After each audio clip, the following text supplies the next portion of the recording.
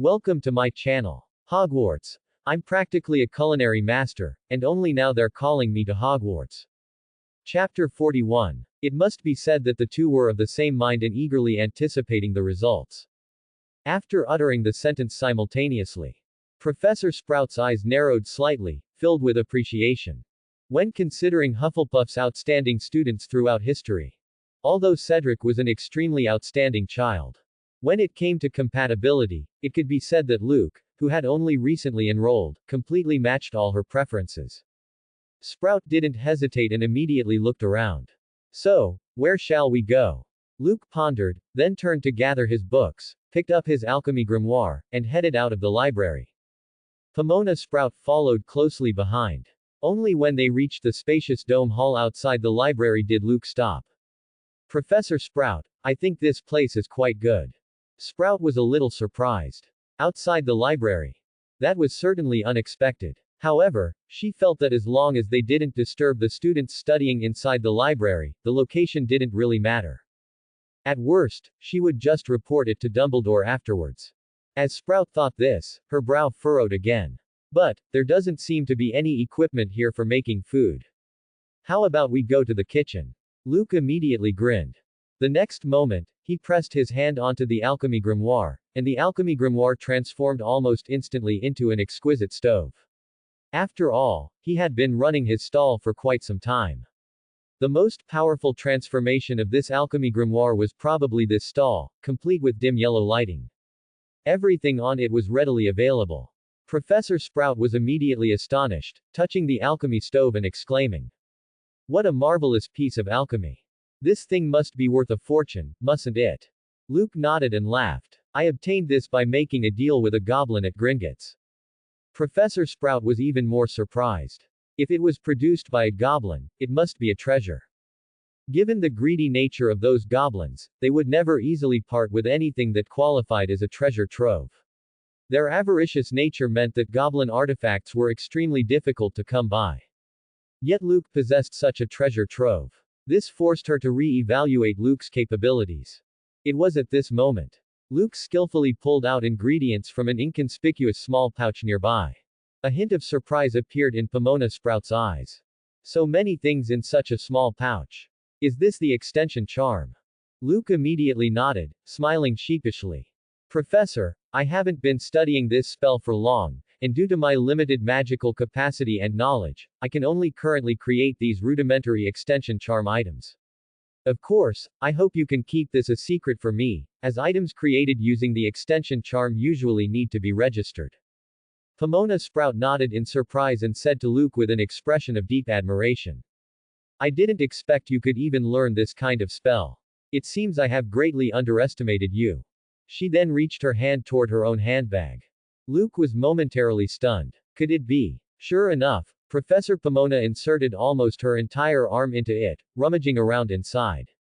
She continued, "Items with extended space created by the extension charm are naturally very convenient, so my little handbag is also one of those items. However, it hasn't been registered either, and I hope you will keep it a secret for me too." The two exchanged a smile, feeling as if they had met too late. Sure enough, the dean of their own house was truly amiable. Just then, Sprout pulled out a large pile of bottles and jars from her handbag and handed them to Luke. Luke, in turn, opened, sniffed, and even tasted a bit of each, analyzing their flavors and properties. Professor Sprout said with a hint of pride, "These items are auxiliary byproducts created when I cultivate and study medicinal herbs. I believe they are excellent seasonings that I have created." Amazing. Luke praised her sincerely. These items solved too many problems for him. After all, if he had to start researching these things from scratch, he truly lacked the time. The dean was simply like a treasure trove. Luke tasted them, filled with pleasant surprise.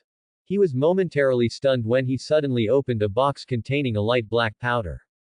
Luke was surprised, because even through the container, there seemed to be a faint, subtle odor. And this smell was extraordinarily unique. At first whiff, it seemed to carry a hint of foul odor, but upon closer inspection, it seemed to vanish. Luke opened the powder and took a light sniff. Professor Sprout beside him laughed, looking slightly embarrassed. "This thing. I only discovered by chance. It comes from the root of a swamp vine. This material is very peculiar. Its foul smell is off-putting, yet somehow people don't seem to entirely hate it. Its characteristics are similar to those in the Muggle world. Sprout pondered slightly, as if thinking hard. Luke said knowingly. Like a stem plant similar to coriander. It's just that people in Britain seem to rarely use this type of material. Pomona became even more surprised. That Luke knew about such an obscure herbaceous plant showed that he truly loved herbology.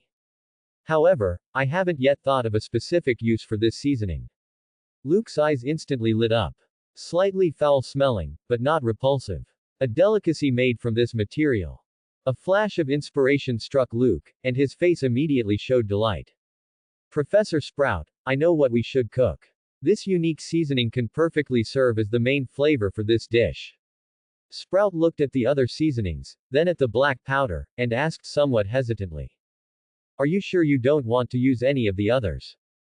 Compared to the other seasonings, I truly cannot imagine what kind of dish could be made from this swamp vine root powder.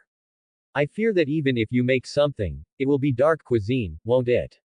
Luke smiled faintly. I know of a delicacy that is inherently very popular, but it has always lacked this material.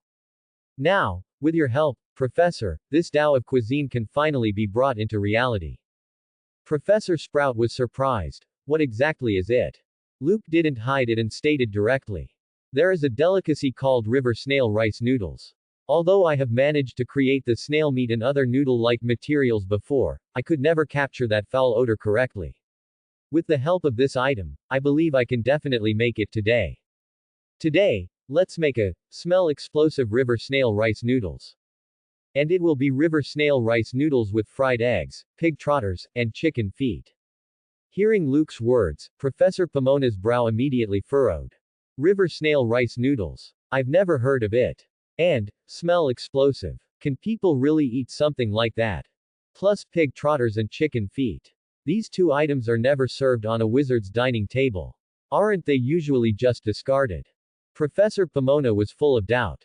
But given Luke's past performance, and the extremely stunning stone pot bibimbap she had tasted, out of respect from one chef to another, Pomona stated that she would give it her all.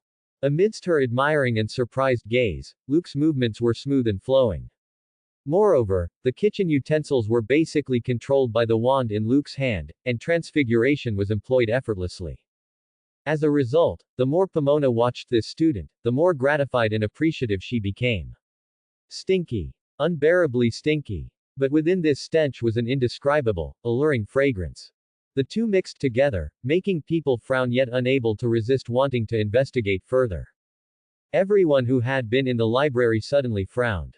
Two fifth-year students suddenly looked at each other. Robert, did you secretly fart? You fart. You're the one who farted. This smell clearly came from your side, what does it have to do with me? The two immediately stared intently outside the library. Hermione wrinkled her nose even more when she smelled this scent. This smell was truly unsatisfactory, it was hard to imagine what could emit such a smell. However, her book was almost finished, and she had to endure until the end no matter what. At this moment, Luke and Sprout stood in front of the stall. Sprout watched Luke pour the crystal-clear rice noodles into a bowl, then scoop a spoonful of extremely turbid-looking soup. He added fragrant fried eggs, tiger skin chicken feet, and pig trotters, and she was at a loss for words. If separated, whether it was the crystal-clear rice noodles, or the pig trotters and chicken feet with their unique, never-before-smelled fragrance, or even the perfectly fried eggs Luke had made, all left Sprout mesmerized, praising Luke's ingenuity and skill. However, when these things were combined and Luke poured that mysterious broth over them, Sprout couldn't help but wonder. Was this really not dark cuisine?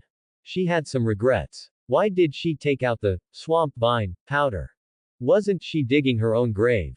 Now, a perfectly good pot of delicious food had turned into this, how could anyone eat it? Sprout was silent. Luke, however, watched her with interest.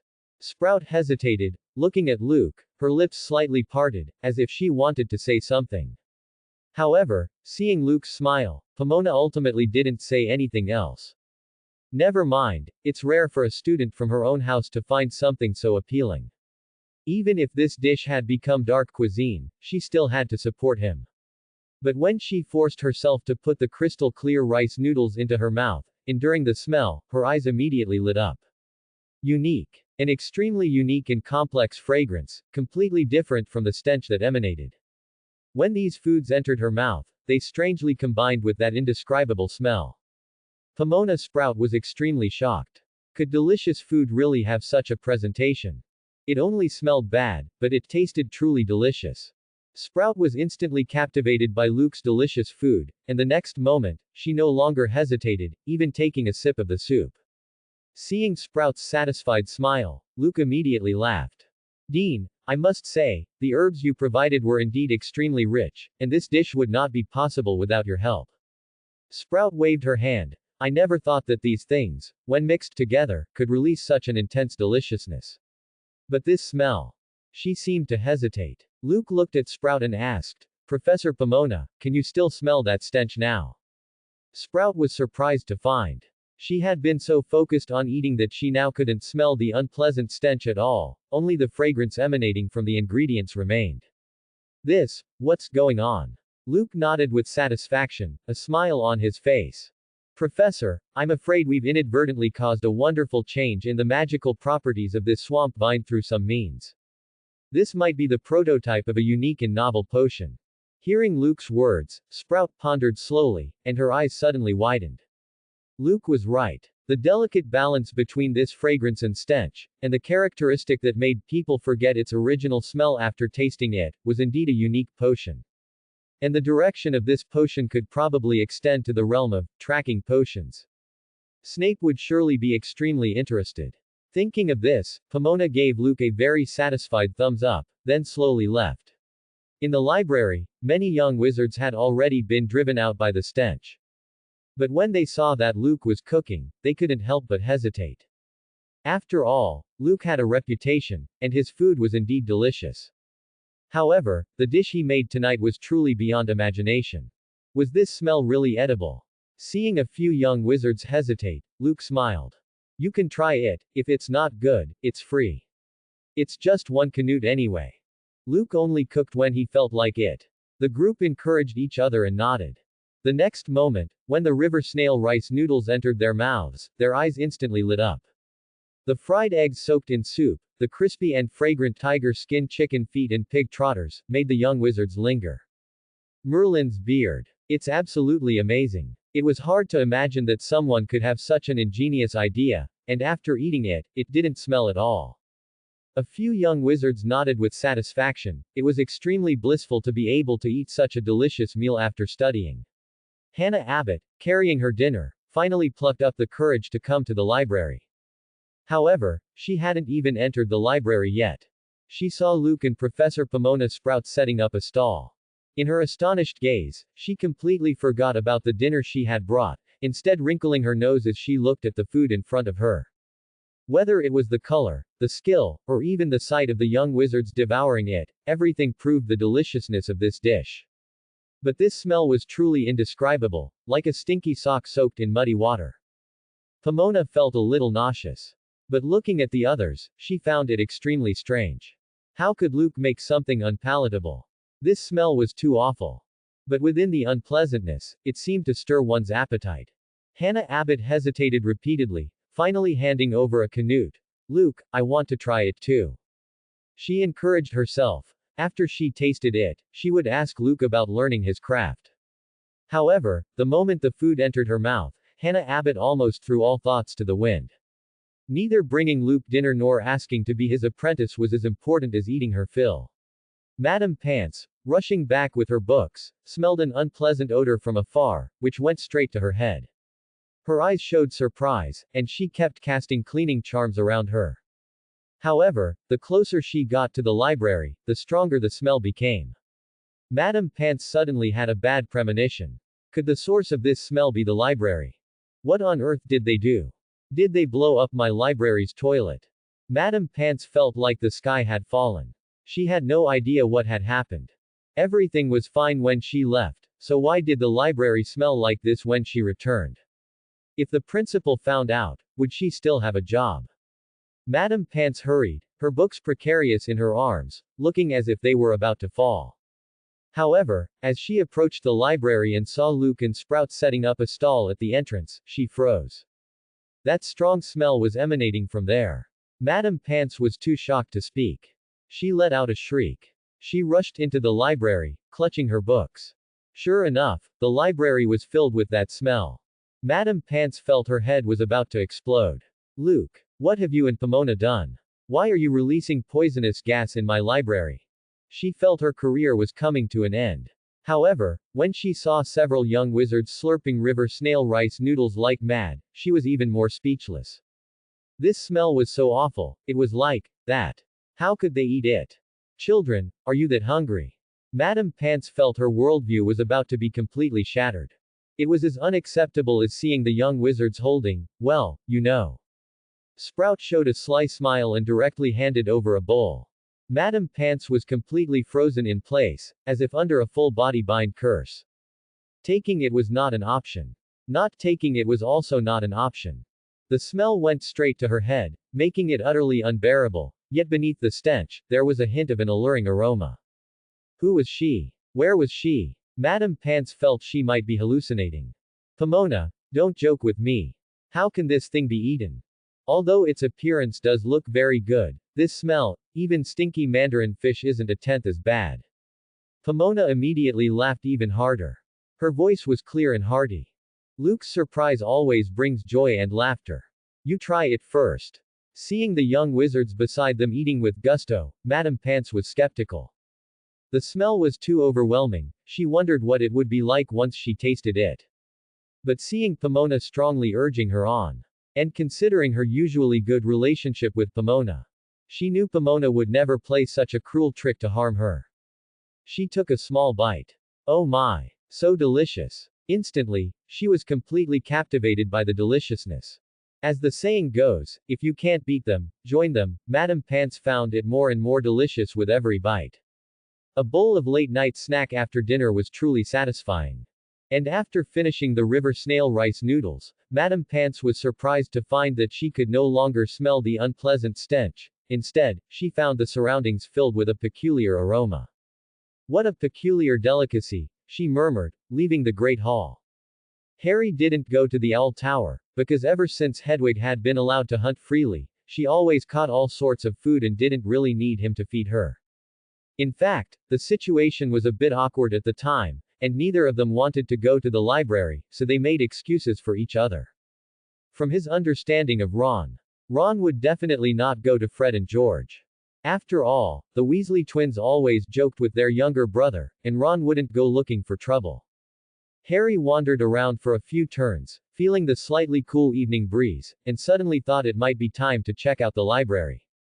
After all, if Luke really couldn't eat the food made by the house elf at the library, perhaps he could snag a late-night snack. Thinking this, Harry quickened his pace. He just didn't know that Ron seemed to have the same idea. After a quick detour, he also headed towards the library. The stench grew thicker and thicker, and Harry and Ron approached the library from two different staircases. The closer they got, the stronger the smell became. Harry frowned slightly, covering his nose as he walked. Although he didn't know what had happened, it clearly had completely caught the attention of this young lion. Whatever the cause of this smell, he had to go see. On the other side, Ron frowned, sniffing the air. Although the smell was indeed unpleasant, even a bit stinky, mixed within that stench, Ron keenly detected a peculiar aroma. And, the closer he got, the stronger the aroma. At this moment, Ron was almost certain. Luke must be up to something. Otherwise, there wouldn't be such a peculiar smell. The stench seemed to make one want to flee, but the hidden aroma was clearly a symbol of deliciousness. Ron even smelled the aroma of meat from within. The corner led directly to the library's main entrance. As Harry approached, he saw Madame Pants, Hannah Abbott, and even Professor Luke and Pomona standing together from a distance. It was too late for him to turn back now. Looking at Luke's stall, Harry suddenly felt a bit embarrassed and slowly shuffled over. What is this? Harry asked, awkwardly looking around. Seeing that no one paid much attention to him, Harry finally breathed a sigh of relief. After all, with the title of the Savior, he was really afraid of being gawked at. His words brought a smile to Luke's face. Harry, you're here too. Come try my newly made extra stinky river snail rice noodles, with added egg, chicken feet, and pig trotters. Harry was a bit confused. But seeing Luke speak so earnestly, he thought this delicacy must be extraordinary. However, this smell was truly indescribable. Can this stuff really be eaten? Harry had just taken the bowl and chopsticks, while also very consciously handing over a canute. At this moment, Ron rushed over, his eyes fixed on the food. Luke casually handed him another bowl. Ron took a deep breath, directly took a sip of the soup, and then exclaimed, "Oh, what a peculiar aroma." The others nearby all turned their heads. Ron Weasley, this child was truly unusual. Although they all knew how skilled Luke was, what they didn't expect was that Ron could perceive the deliciousness before even tasting the river snail rice noodles. Or perhaps, this child just had unique tastes. Everyone looked at Ron with strange expressions, while Ron ate heartily. He looked up at their gazes, chewing on the fried egg, and said indistinctly, "Eat, why are you all looking at me? Aren't you here for a late-night snack?" His peripheral vision turned to Harry, and Ron was stunned, a little embarrassed. "Didn't you go to feed the owls?" Harry also grinned awkwardly and replied, "Didn't you go to find George and Fred?" The two exchanged a smile. "Why talk about that? Eating is important," Ron said. However, as their words fell, the surrounding air suddenly became warm and hot. A bright ball of flame instantly bloomed in front of Luke's stall. From within the flames, a rich fire attribute energy surged out. A fire phoenix, with wings spread, emerged from it. Pomona Sprout immediately exclaimed, "That's Dumbledore's fox." It must be said. Fox's appearance indeed surprised everyone. Seeing its body continuously shrink, finally turning into the size of an ordinary bird, with scorching flame energy emanating from its entire being. Luke narrowed his eyes. Dumbledore could indeed observe this place. But what did he mean by sending Fox over? Luke hesitated slightly and then extended his arm, but Fox did not land, nor did it show any intention of taking him away. Could it be that Dumbledore didn't want to bring him to his office for a talk? Then why was this phoenix here? Luke pondered, then looked at Professor Pomona and Madame Pants. Both of them looked bewildered, clearly not understanding the situation either. Luke turned his head again, looking at Phoenix Fox. He saw that with a crisp cry, it seemed to carry a certain, disdainful, emotion as it looked at the river snail rice noodles in front of Luke's stall. Luke suddenly understood. Got it, got it. Dumbledore was also interested in good food. He had forgotten, how could he leave out the big leader at such a moment? That was truly wrong. Thinking of this, Luke immediately prepared a high-grade portion of river snail rice noodles for Dumbledore, packaged it, put on the lid, and then made a fresh mango pudding, sprinkling it with the secret seasoning he had just obtained from Professor Pomona. Then he hung both items on Fox's claws. However, Fox did not leave. It flapped its wings, staying right where it was. Luke was suddenly a bit surprised. That wasn't the meaning either. Seeing Fox continuously chirping, Luke tentatively offered the river snail rice noodles again. Clearly, there was a hint of longing in Fox's eyes, but when the river snail rice noodles were pushed in front of it, the pungent smell that went straight to its head almost made the phoenix shiver and nearly fall. Even the packaged box swayed back and forth. Fox turned away almost without looking back. With a clear cry, it flapped its wings. Bright flames bloomed again. It disappeared with that delicacy. Luke smacked his lips and murmured, "Did I misunderstand the meaning?" Pomona and Madame Pants exchanged glances, looking at each other in confusion. Luke's extraordinary actions had left both of them speechless. However, Pomona, as a seasoned herbology professor, seemed to be lost in thought.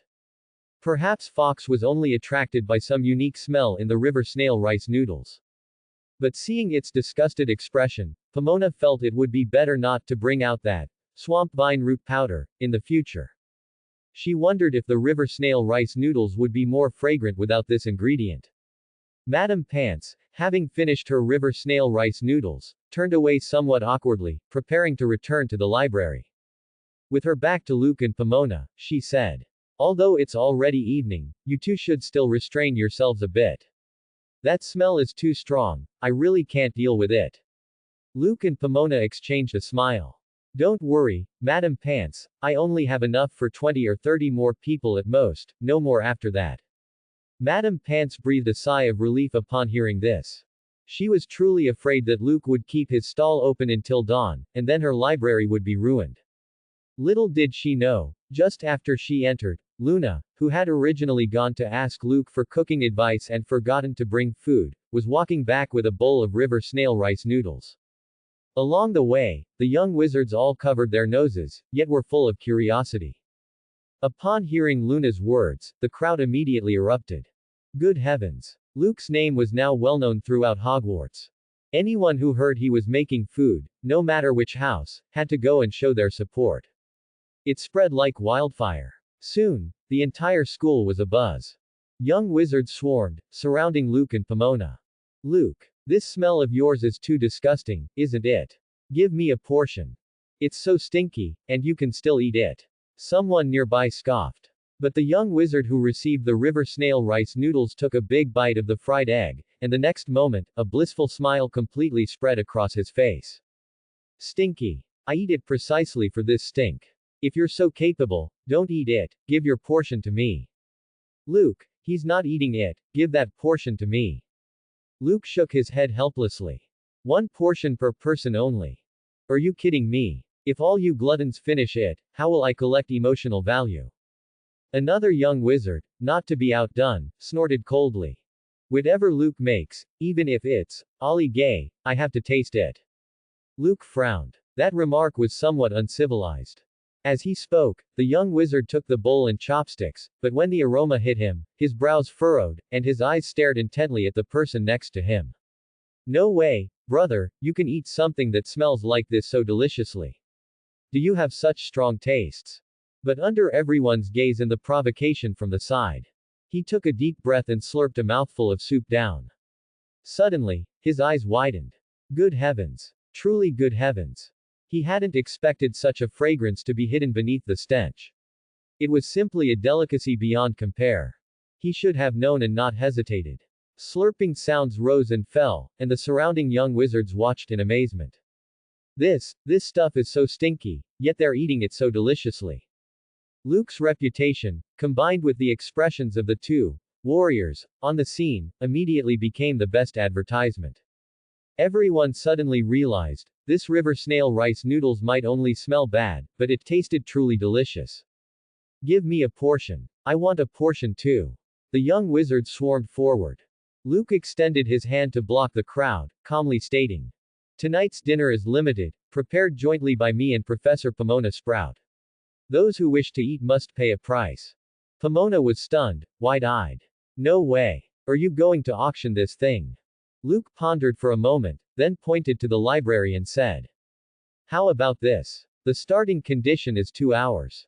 As long as you are willing to study diligently in the library, even just doing homework for 2 hours, you can get a chance to taste the river snail rice noodles. Of course, this is an auction, with no upper limit. If you want to eat, you must pay a sufficient price.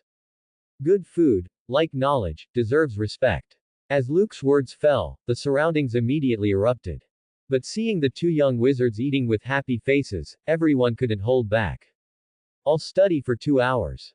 Give me a portion. 1 canute, I'll pay it now. Luke took the money and handed over the river snail rice noodles. The young wizard took a bite, and his entire eyes lit up. Fragrant. Brother, you're truly fragrant. Luke was startled and took a step back, his expression odd.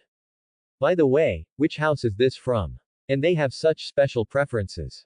If the food is fragrant, it's fragrant, but, brother fragrant, is not okay. Luke, give me a portion too, I'll study for 2.5 hours.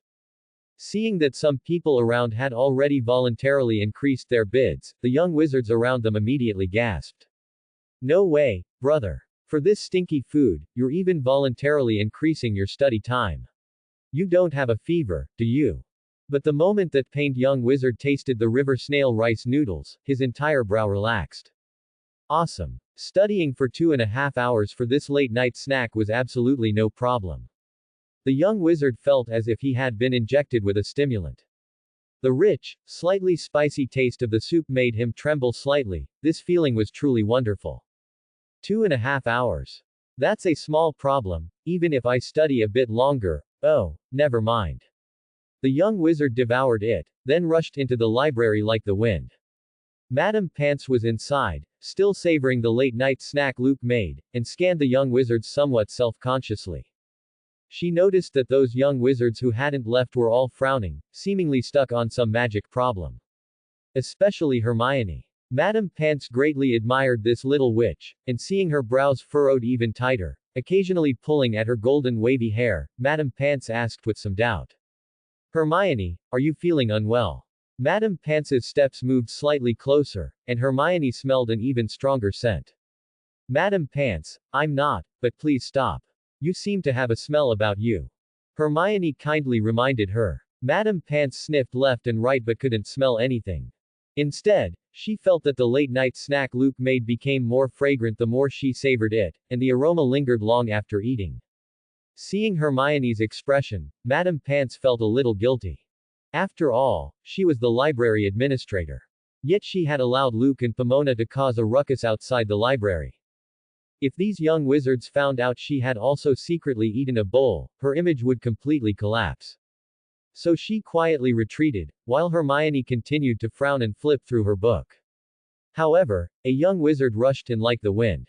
Madame Pants immediately extended her feather duster, blocking the person. No, what's wrong with you? Child, what time is it? The library is about to close. The young wizard pointed to the people inside the library and said. Aren't there still a lot of people? I'll just sit and study for a while. After all, I just ate a lot, so I'll just come to digest it. Madame Pants fell silent. Never mind, the school's library didn't have a fixed closing time anyway. Since this child was full and restless, studying was a good choice. The young wizard saw Madame Pants no longer obstructing him, finally sat down, and wrote furiously. Hermione, watching from a distance, felt a pang of surprise and fear. No way, where did all these studious young wizards come from? Each one seems possessed, wanting to improve. She tried to calm herself down and continue reading seriously. However, 1, 2, 3. Young wizards kept rushing in, sitting at the tables and studying ravenously. This gave Hermione a headache. No way, is everyone this competitive? Hermione was Hogwarts, new generation, king of competition, Gryffindor's top female academic. Someone actually thought she could study more than her. No. Who couldn't outstudy whom? I'll study you all to death. Hermione, with an aura of unwavering determination, brought another thick book and began to devour it. However, the increasing number of young wizards entering made Madame Pants sense something amiss. No, what are you all trying to do? The young wizards immediately shouted excitedly at Madame Pants. We want to study. We're full and restless. Starting time of 2 hours minimum. As many young wizards wrote furiously, Madame Pants, seeing their expressions, was slightly infected. All right, children, just study hard. But the library really has to close. The excited appearance of the many young wizards made Madame Pants begin to question life. No, late at night, did she have to work overtime? Who could understand? A group of originally lazy young wizards actually wanted to study all night. This was simply too magical. Outside the door, Luke and Pomona looked at the empty dishes. They said to the other young wizards. Everyone go back, tonight's late-night snack time is over. Don't. I've endured this stinky smell for half a day. You're telling me there's no more food. The many young wizards all stared with wide, round eyes, completely unwilling to give up. Luke spread his hands. Sorry, Professor Pomona's secret seasoning was only that much, and it's all used up. To eat other delicacies, you'll have to wait until next time. The young wizards immediately let out a wail. Just then, a short figure suddenly squeezed out of the crowd. Luke looked and thought, good heavens, wasn't this the blasting genius, Seamus Finnegan? Mr. Seamus, what are you trying to do? Luke looked at him. And Seamus then uttered a shocking statement. Although I didn't get to eat, I'm interested in your food. So, I'll study for 3.5 hours first, to reserve for next time. Boom. Seamus Finnegan's declaration exploded in everyone's ears like a bomb. No way, brother. Are you serious? This level of competition is off the charts. Your talent isn't magic explosions. The mental explosion is no less inferior to your inherent strange talent. Finnegan walked into the library. His whole demeanor was as if he was determined to report to Merlin. Luke's mouth opened, wanting to refuse, but he really couldn't say anything. How could he refuse a young wizard's positive, aspiring desire to learn? With Finnegan leading the way, the entire group of young wizards immediately erupted. Luke, I'll also choose 3.5 hours, to reserve for next time. One after another, figures squeezed into the library. Luke and Pomona exchanged glances. It's over, this seems a bit out of control. Pomona gave Luke a thumbs up. It had to be you. I never imagined that food could be such a great help to the children's enthusiasm. If you weren't only a first year, I would definitely recommend you to Dumbledore to be the Dean of Hufflepuff. Luke immediately took a step back in fright. I wouldn't dare, Professor, are you that rash? Pomona slowly gazed at the magic circuits within her body, feeling the excitement of her magic, and said to Luke. Luke, I wonder if you've noticed. The food you make seems to inherently contain some magic from your body. Besides the special smell made from swamp vine, which can extend into a kind of tracking potion, it seems your food also has some kind of uplifting, exciting effect. Otherwise, why would these young wizards all be acting as if they've had stimulants? Of course, loving to learn and wanting to eat delicious food is one aspect, but on the other hand, I think the young wizards who smelled this scent are all a bit overly energetic. Luke was silent, reflecting quietly. It did seem to have that feeling. Did his food also have the effect of a stimulant? This wouldn't do. What if it was discovered and deemed contraband? Luke was silent, while Pomona smiled and waved at Luke. What an unforgettable late-night snack time. Luke, come sit in my herb greenhouse more often when you're free, I'll show you more peculiar herbs. Inside Dumbledore's office. Dumbledore, who had been squinting, had his round glasses slipped down to the bridge of his nose, looking half asleep. Fawkes suddenly flickered and appeared in the principal's office. Immediately, a package dropped down, landing on the desk with a clunk. Dumbledore opened his eyes and looked at Fawkes. He saw Fawkes looking at the package on the desk with a disdainful expression. Dumbledore was a little puzzled. Fawkes, did you go out and brought a package? Is this mine? Dumbledore finally snapped out of his daze. Although he was slightly advanced in age, he was only a little over 100 years old. But what was that expression on Fawkes's face? A bit of fear, yet also a hint of excitement. What was hidden inside this package? Could it be some kind of dark arts? And from the faint scent emanating from it, it seemed, it was definitely dark arts. Dumbledore's gaze instantly became serious as he looked at Fawkes. Where did you go? And who sent this package? Fawkes chirped beside him, and Dumbledore's eyes showed a hint of confusion. Fawkes, are you saying this came from a group of young wizards? Do you know anyone inside? Fawkes nodded. Pomona, and Fawkes communicated with him for a long time, seemingly unable to explain clearly. Dumbledore, half believing, half doubting, took out his elder wand and softly chanted a spell at the package. He spread open his other slender palm, shielding himself, and the light in his hand gently bloomed, forming a semicircular, dreamlike shield. The portraits of successive principals on the walls, who had been sleeping, all opened their eyes. Some even hid behind chairs. Goodness, something that made Dumbledore so cautious, could it be a giant magical bomb? However, as Dumbledore waved his wand and the package opened, everyone was stunned. What is this? Late night snack. The many figures in the picture frames immediately burst into laughter. But Dumbledore stared blankly at the late night snack in front of him. No. When did he order a late night snack? Why didn't he know about it? He turned to Fawkes to continue communicating. Amidst Fawkes's chirping, the magic in Dumbledore's hand trembled slightly as he cast a probing magic spell.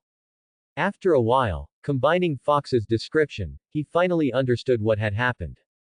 It turned out that Fawkes had sensed a strange magical scent and went to investigate. As a result, the little guy named Luke actually packed a portion for him directly.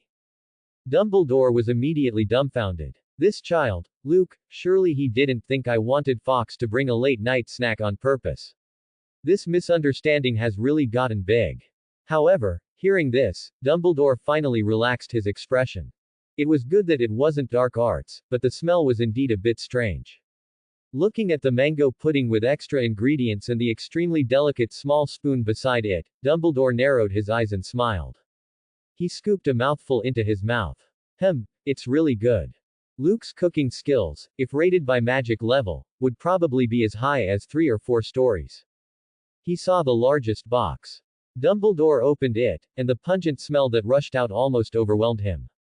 Fawkes clearly wanted to get closer but couldn't. Dumbledore smiled. This smell is indeed a bit hard to accept, but the power it contains, and that aroma mixed with the stench.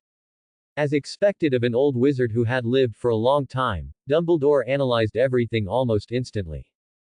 Dumbledore was indeed a gourmet. After all, not everyone could eat candies like cockroach piles. When he took the first bite of the river snail rice noodles made by Luke, he was immediately amazed. What an admirable child. He always brings surprises. This taste is simply too good. Dumbledore feasted beside him, while Fawkes transformed into a small bird, jumping down from its perch. Crimson flames flickered continuously, but they did not affect the wooden table in the slightest. Dumbledore narrowed his eyes. Fawkes, do you also feel that invigorating taste inside? But I seem to taste more. Fawkes chirped and took another deep breath of the misty hot air. Then, seemingly overwhelmed by the stench, it fled in a hurry. But even as it fled, it still felt that strong energy aura. Dumbledore was amused. This guy, he really is both bad and loves to play. In the glass case not far away, the Sorting Hat, encased within, suddenly opened its mouth and began to scold Dumbledore. I say, old Dumbledore. You haven't even cleaned me yet, what are you doing now? If this smell spreads for a bit longer, I'll be marinated. Eat it quickly, or throw it away. The Sorting Hat grumbled furiously. Dumbledore chuckled. This is a delicacy made by Luke, of course, I have to savor it slowly. Upon hearing this, the Sorting Hat immediately became anxious. What? Luke made something delicious behind my back again. No wonder I had that feeling just now, I thought it was an illusion. Let me out quickly, I'm going to find Luke. A faint silver glow emanated from the brim of the Sorting Hat, and a circle of fiery red flame runes appeared on the glass case, blocking its way. Old Dumbledore. Let me out quickly. Dumbledore waved his hand and said to the Sorting Hat. Well, I seem to have said it a bit late. Luke and his friends have already packed up. The Sorting Hat immediately drooped its brim in a huff, turning its back to Dumbledore. Move that bowl of yours away. After saying that, it simply turned its back, leaving Dumbledore with only an arrogant hat back. A satisfied Luke returned to the library. Feeling the surging emotional value, Luke just wanted to shout, who else? Then he browsed his system shop. 2 icons caught his attention. The first was Magic Quantum Speed Reading. It could elevate reading comprehension to an astonishing level in a short time, greatly increasing learning speed. This knowledge would be rapidly absorbed into the mind, as long as the host used it fast enough. That is to say, as long as his eyes moved fast enough, knowledge could be poured into his brain. The other one surprised Luke even more, Night Bloodline. When he saw that shining icon, Luke's eyes lit up. Had this icon finally been activated? Handmaiden Night Order, just activating one person can grant a bonus to magic reserves. Shyvana alone had elevated him from a magic level close to a squib to the normal magic rank of a young wizard. If he could activate a few more people, wouldn't his magic growth rapidly increase? When he saw the emotional value required and the requirements below the icon, he was stunned. Goodness, it turned out that the Night Bloodline provided by the system was actually a potion recipe. And the ingredients required for the potion were all rare materials from magical creatures. For example, the shed horn of a unicorn, the mane of a mooncalf, the fire element contained in phoenix feathers, and so on. To activate a member of the Handmaiden Night Order, one must gather traits from 3 or more magical creatures to brew a single serving of the potion. And the difficulty of this potion was almost at the level of a potion's master. Luke couldn't help but gasp.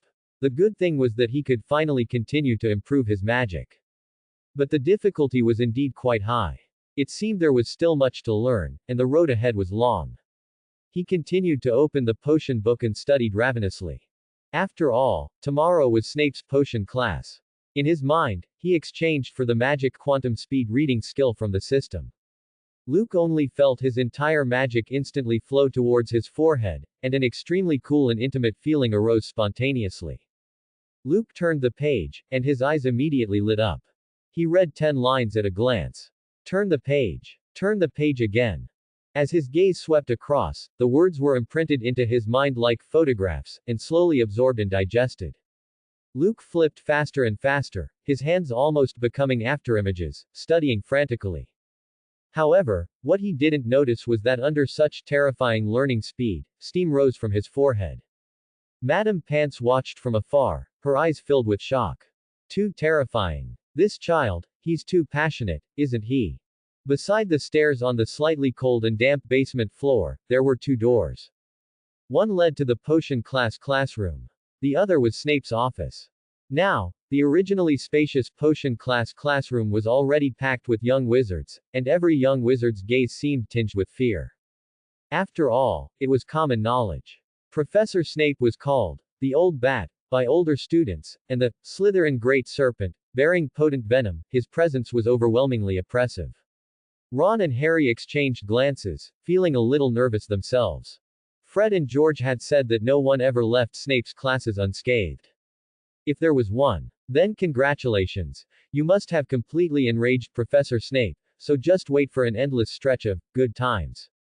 Ron swallowed hard, while Harry harbored a slightly peculiar feeling. Previously, when they helped Luke, they had directly confronted Professor Snape. At that time, when Professor Severus Snape looked at him, his eyes held a trace of anger mixed with a trace of deep hatred. And deep within that expression, there seemed to be an unspeakable meaning. He did not know what that truly was. Thus, Harry approached the upcoming potion class with extra caution. He knew to keep his head down and flip through his book to prepare. Ron, however, was so nervous that he knocked his book onto the floor. However, seeing Luke Graves sitting upright beside him, his nerves calmed slightly.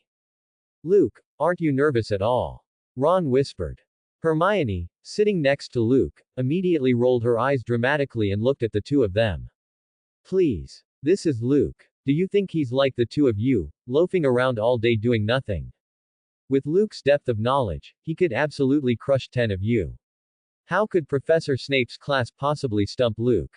After speaking, Hermione did not show much pride. Instead, she grew slightly agitated.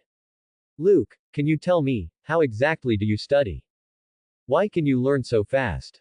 Hermione felt a deep sense of helplessness. Luke was like an abyss, was he truly bottomless? No matter what area of knowledge she discussed, Luke could speak about it effortlessly, even tracing the history of certain facts. Was effort truly meaningless when faced with natural talent? The group was still whispering when the classroom door burst open thunderously. A hurried figure rushed in from outside, his steps quick and tight. His robes were slightly damaged, and his greasy hair became somewhat disheveled with his rapid pace. Hermione and the others immediately fell silent. Snape's presence was simply too powerful, exactly like a gigantic bat preparing to hunt. Whoosh! With a shake of his wizard robes, Snape was already standing at the lectern. He fixed his deep gaze upon the young wizards, and the entire classroom instantly fell silent. However, his expression was one of extreme discomfort. As the potion professor, he was overly sensitive to all smells. And among this group of young wizards today, someone seemed to carry a peculiar and unpleasant odor. He had just accepted Dumbledore's assignment, and now he still had 2 potions to brew. This afternoon, he also had to help Professor Flitwick develop charms. And tonight, he had to patrol for older students to prevent them from engaging in early romance. Upon smelling this odor now, he felt his mood become even more unstable. Nevertheless, since this was the young wizard's first class, he let his gaze sweep over them. Seeing the young wizards resemble quails, he managed to slightly calm his temper. Then he saw the trio in the crowd, along with Luke sitting bolt upright next to them. His eyes skimmed over the group, and he immediately began. Here, first put away those foolishly waving wands. Many of you may not believe this is magic, but I cannot expect you to truly appreciate the beauty of simmering over a low flame, boiling over a fierce flame, the cauldron steaming with white smoke, and emitting bursts of delicate fragrance. You will not truly understand that magic is also a wonderful liquid that can flow into the veins, capable of enchanting the mind, or causing delirium. But if someone among you possesses even a tiny bit of talent, then perhaps I can teach you how to bottle fame, how to brew glory, and even how to stop death. Snape's opening speech was a knockout success, and although he used it every year, it must be said, a well-executed move works everywhere. These few sentences alone were enough to shock the young wizards into silence. Potion class was actually this important. Potion class was actually this amazing. Seeing the eyes of many young wizards light up, Draco Malfoy, who was waiting by the door ready to clean but also feared Snape's harsh reprimands, had eyes that were practically sparkling. However, Snape's gaze was now fixed on Harry and his companions below. While listening to Snape's words, Harry was somehow distracted, and the quill in his hand was scribbling unconsciously. This sight, falling under Snape's scrutiny, became especially infuriating. He stared straight at him. "Mr. Harry Potter, this is class. You will answer a few questions for me. If I asked you to find a bazaar, where would you look? What is the difference between monkshood and wolfsbane? If I add powdered asphodel root to an infusion of wormwood, what will I get?" A triple attack. 3 questions fired simultaneously. The surrounding young wizards immediately felt their scalps prickle. Are you kidding? This is the first potion class. How could they possibly know these things? For a moment, the entire room held its breath. They were terrified that Professor Snape's death glare and potent venom would spray onto them. Everyone silently offered their condolences to Harry. Draco, standing further away, wore a smiling expression. Serves him right. Who told that Harry fellow to show off? He even stood up to Professor Snape earlier, doesn't he deserve this? Retribution has arrived. However, at this moment, he also secretly felt a sense of anticipation. If only he could question Luke. But he also hesitated, as he had personally witnessed Luke's achievements. Learning charms was like drinking water to him. This kind of talent, even for the young master of an ancient pure-blood family like himself, was absolutely unattainable. Ron immediately tensed up beside him. Why is every single class this stressful? Will they even let us have a proper lesson? In Transfiguration class, Ron had used every ounce of effort he had to try and showcase his talent, only to be utterly defeated with one small slip-up. Compared to him, Luke was simply a small lamp beneath a bright moon. He was deeply aware of the huge gap between a prodigy and an ordinary person. It was not until he was ruthlessly crushed again in Professor Flitwick's charms class that he completely gave up hope. So in this potion class, he was completely unmoved, like a dead salted fish. Whatever happens, happens, as long as he doesn't call on me. Ron was somewhat discouraged, and simultaneously looked at Harry beside him, expressing sympathy. Why were you scribbling aimlessly in that situation just now? Isn't that just giving someone a reason to attack? From Professor Snape's expression, it was obvious he was not to be trifled with. We already provoked him once, and you still dared to give him an excuse. As for Hermione, sitting nearby, she had already raised her hand, so high it looked like it was aiming for the ceiling. If gravity weren't holding her down, she probably would have already cast a levitation charm on herself and floated up just to answer the question. However, Professor Snape paid no attention, completely ignoring her. He merely said indifferently, "Answer me, Mr. Potter." To be honest, Harry was still nervous for a moment. His throat moved slightly, and he opened his mouth.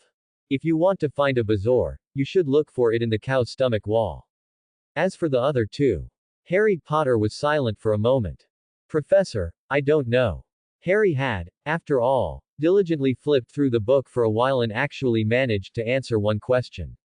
Hearing Harry's answer, Snape and Harry looked at each other instantly.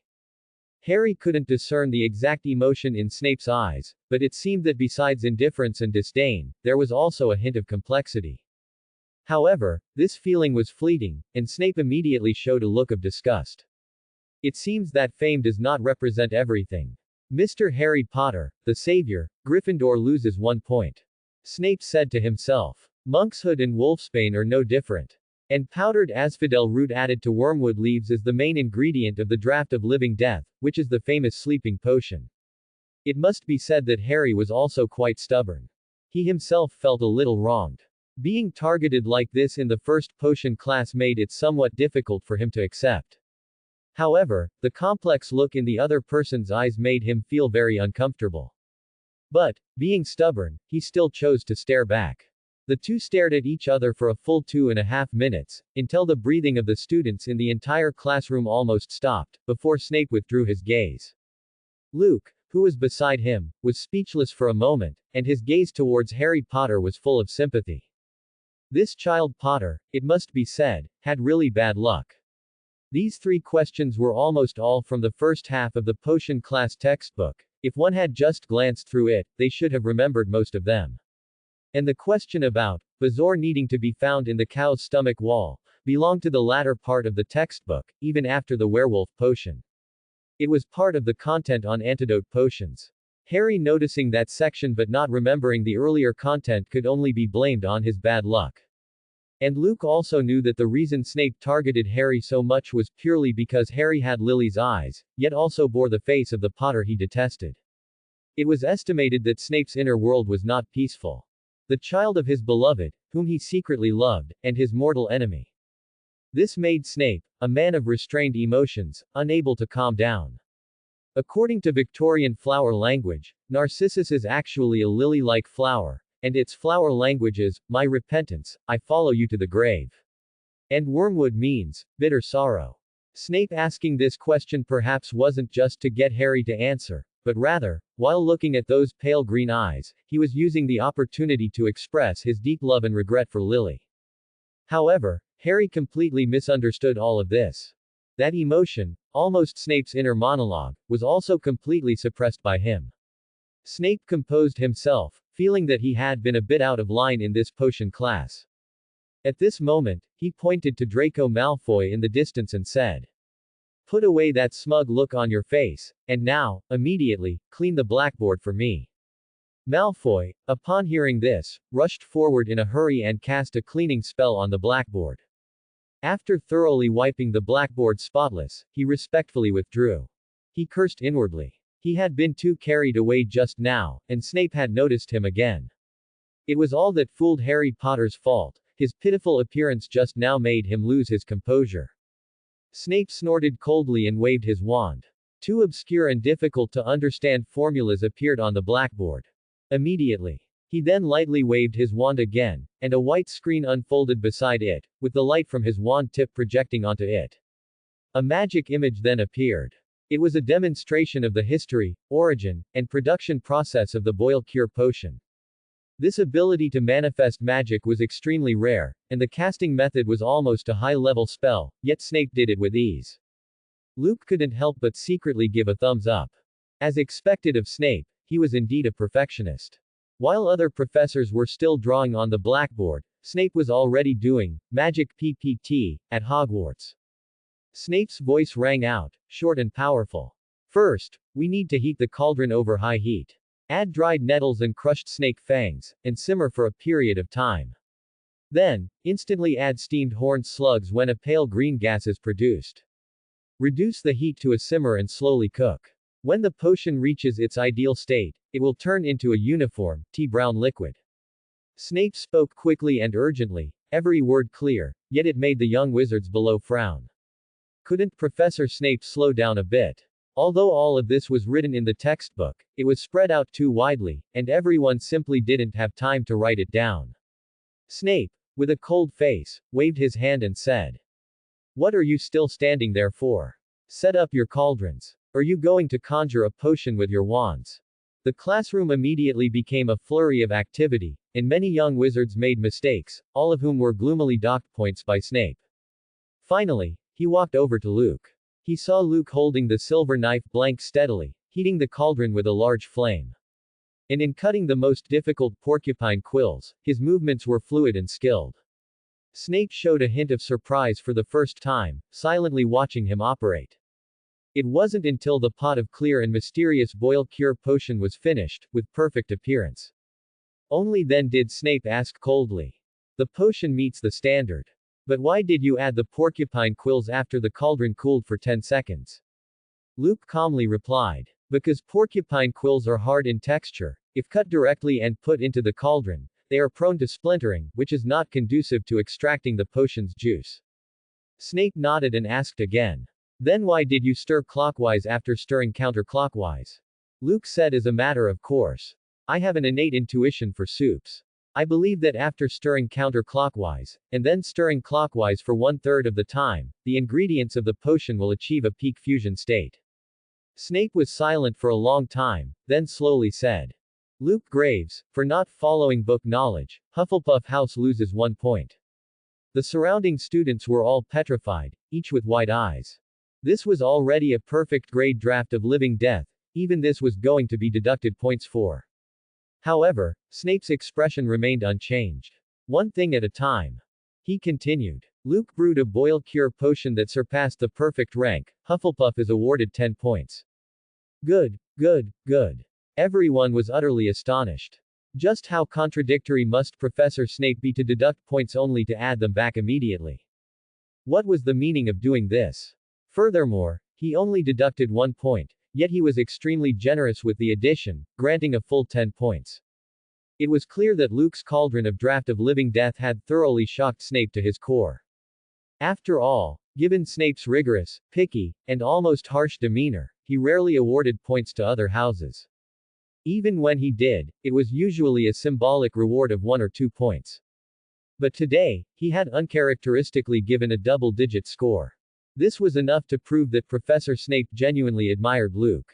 Ron, standing nearby, immediately pouted and muttered softly. No way. You can play it like that. Harry, meanwhile, looked at Luke with eyes full of envy.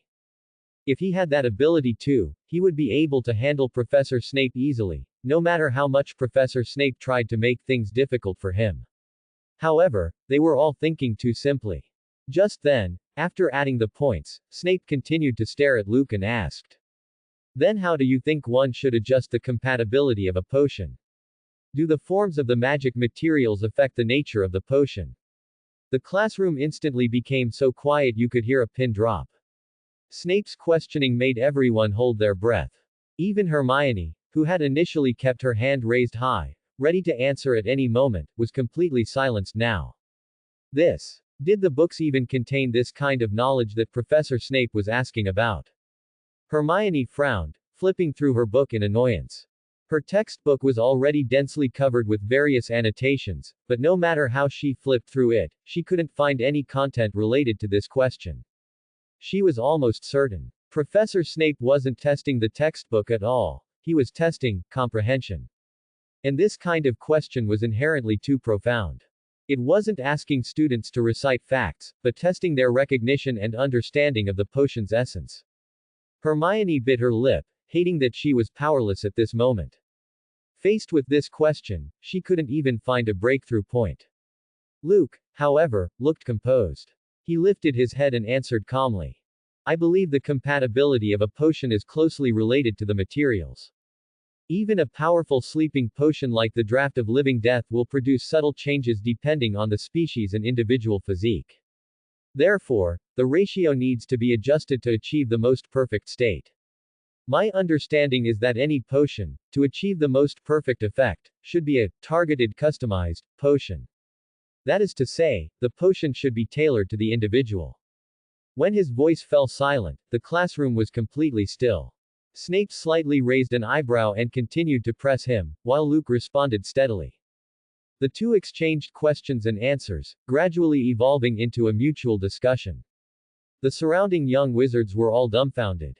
Luke could actually keep up with Snape's thinking. This was hardly answering a question anymore, it was a debate. The students who had just survived Professor McGonagall's class felt that this scene was familiar. That rhythm, that sense of pressure. Luke was like an all-around player. Whenever he faced the professor's challenges, he could always speak eloquently, ultimately earning the professor's approval. And this time, even the most feared Professor Snape, the Bat, was drawn into Luke's rhythm. His originally gloomy expression gradually softened, and a rare hint of admiration flashed in his eyes. Malfoy in the distance looked like his eyes were spitting fire, so jealous that he nearly ground his teeth to dust. He had never seen Snape show such an expression. Even though his father Lucius was on very good terms with Snape, Snape had never shown him such an expression. Harry, next to him, breathed a sigh of relief. He had been terribly nervous while brewing the draft of living death, but now that all the attention was focused on Luke, he felt much more relaxed. He slowly calmed down and surprisingly became the second student to complete the potion. Looking at the clear potion in his cauldron, Harry couldn't help but smile and cast a grateful look toward Luke. Snape walked to the center of the podium, looked around at the crowd, and said coldly, "I expect you, at the very least, to brew the draught of living death to an ordinary standard. I do not expect you to understand the principles of the potion like Luke. I merely demand that you do not let me see a cauldron full of viscous snot soup. If you cannot manage this before the end of class, then each of you will receive 7 feet of parchment as homework." Instantly, the whole class groaned in dismay.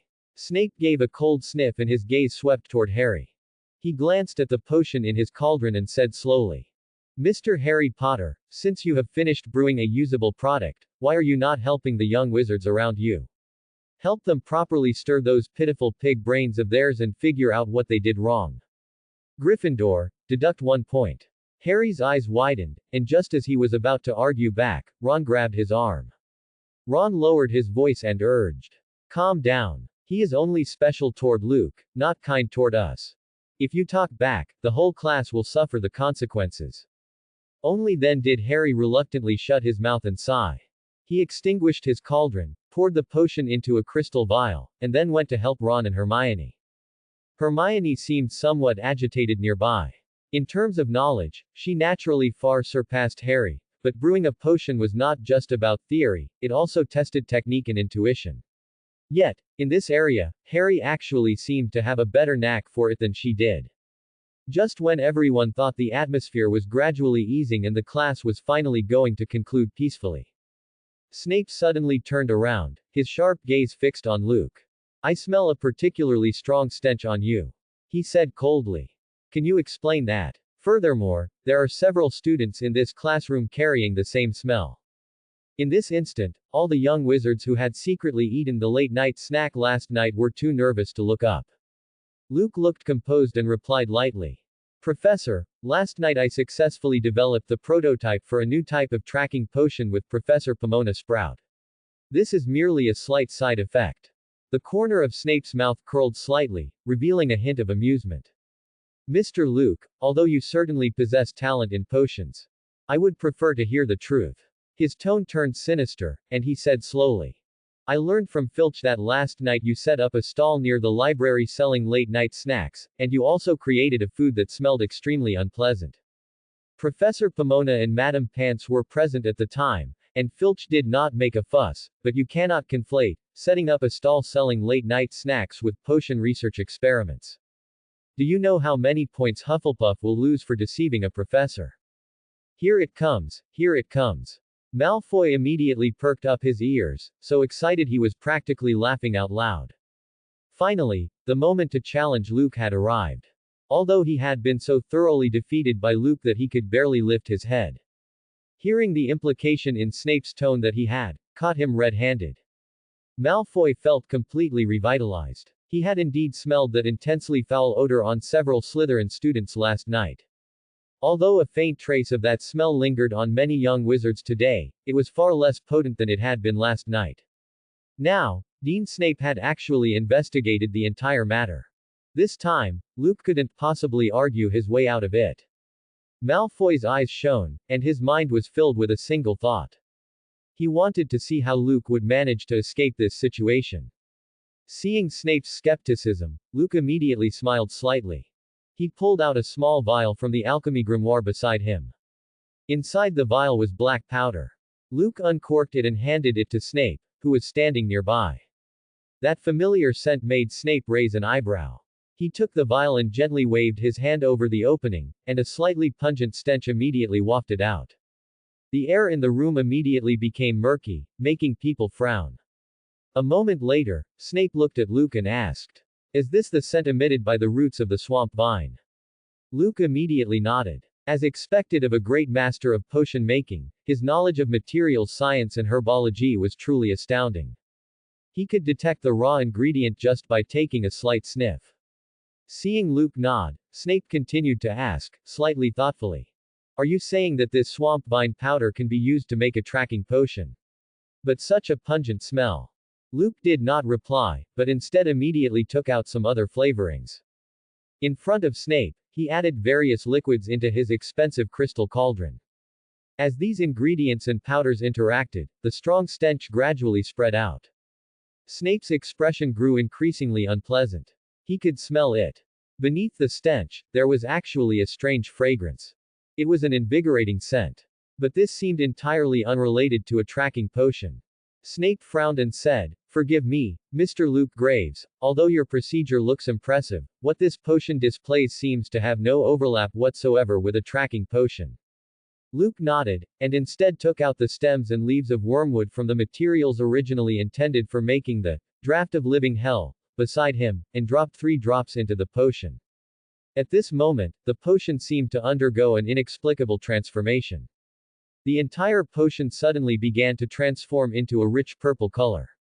Luke explained. "Professor Snape, I only got the inspiration just now while you were explaining the draught of living hell.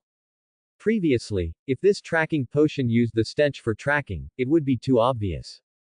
I have been struggling to figure out which materials could make the potion transform.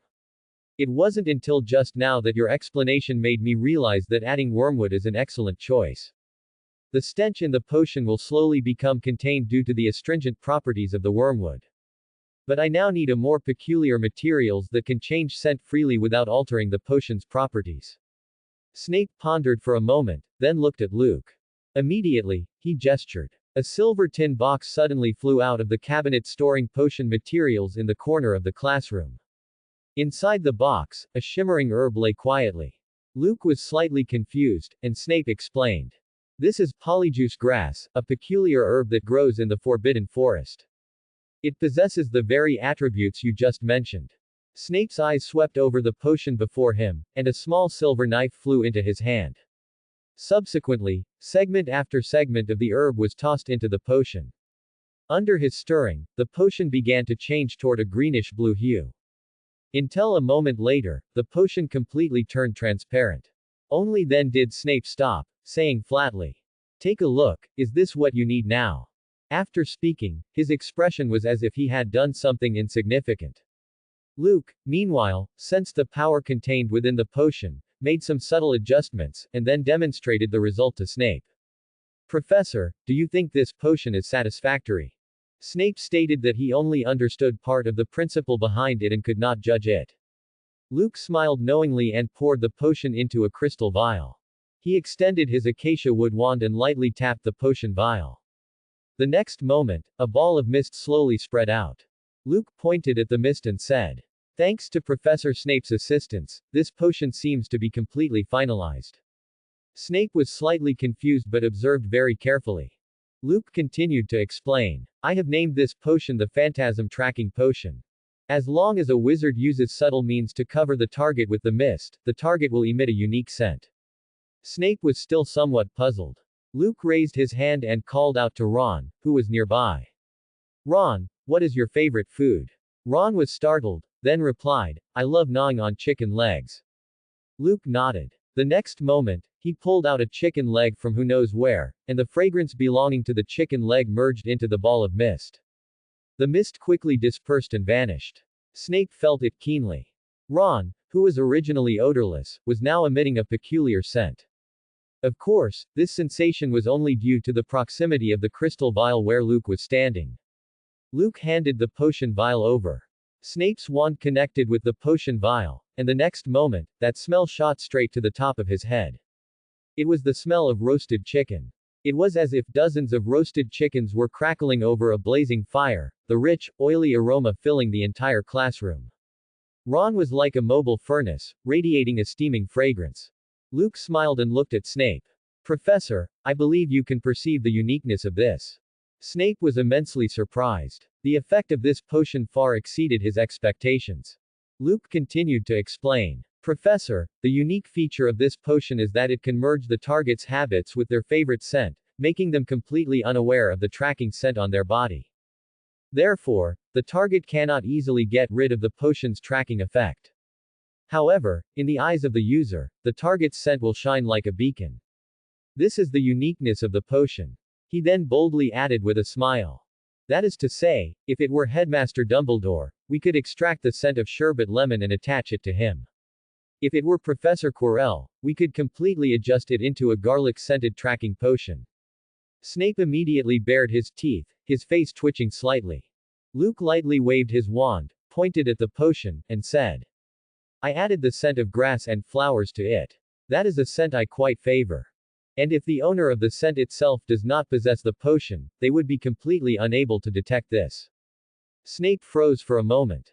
The scent of grass and flowers reminded him of the grassy field from his youth, the scene where he first met Lily. That year, she smiled so brightly. That year, under the large tree, his palm bloomed with a dragonfly formed from grass and wood.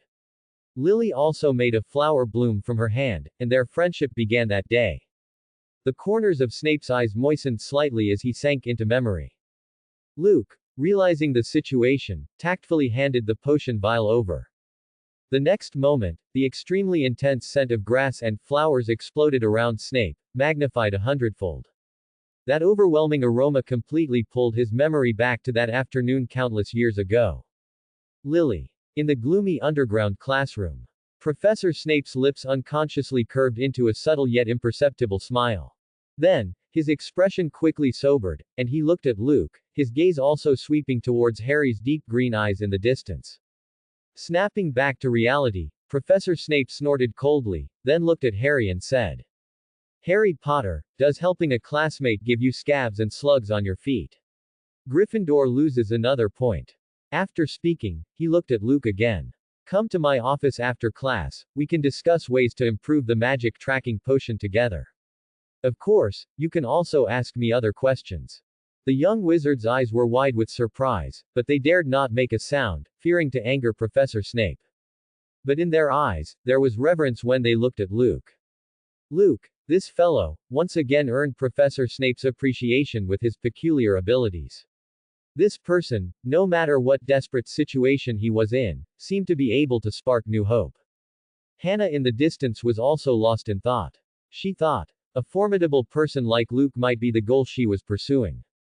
The reform of the leaky cauldron was imminent, and she didn't know what gift could impress Luke and make him teach her some knowledge. Perhaps, Christmas in a while would be a good opportunity. By then, she could both give Luke a gift and ask him some questions through letters. If she could get Luke's support, as the daughter of the Leaky Cauldron's owner, she would surely be able to bring new life to the Leaky Cauldron. In Professor Snape's office, Luke surveyed the extremely simple desk and the bookshelves filled with various rare materials, almost overflowing the walls, and couldn't help but gasp. Professor Snape was indeed worthy of being the youngest and most famous potions master in the British wizarding world. His collection alone was terrifying beyond compare. If he sold everything in this room, how much money would he make? Luke felt a hint of envy towards Professor Snape for the first time. After all, some things couldn't be bought even with money.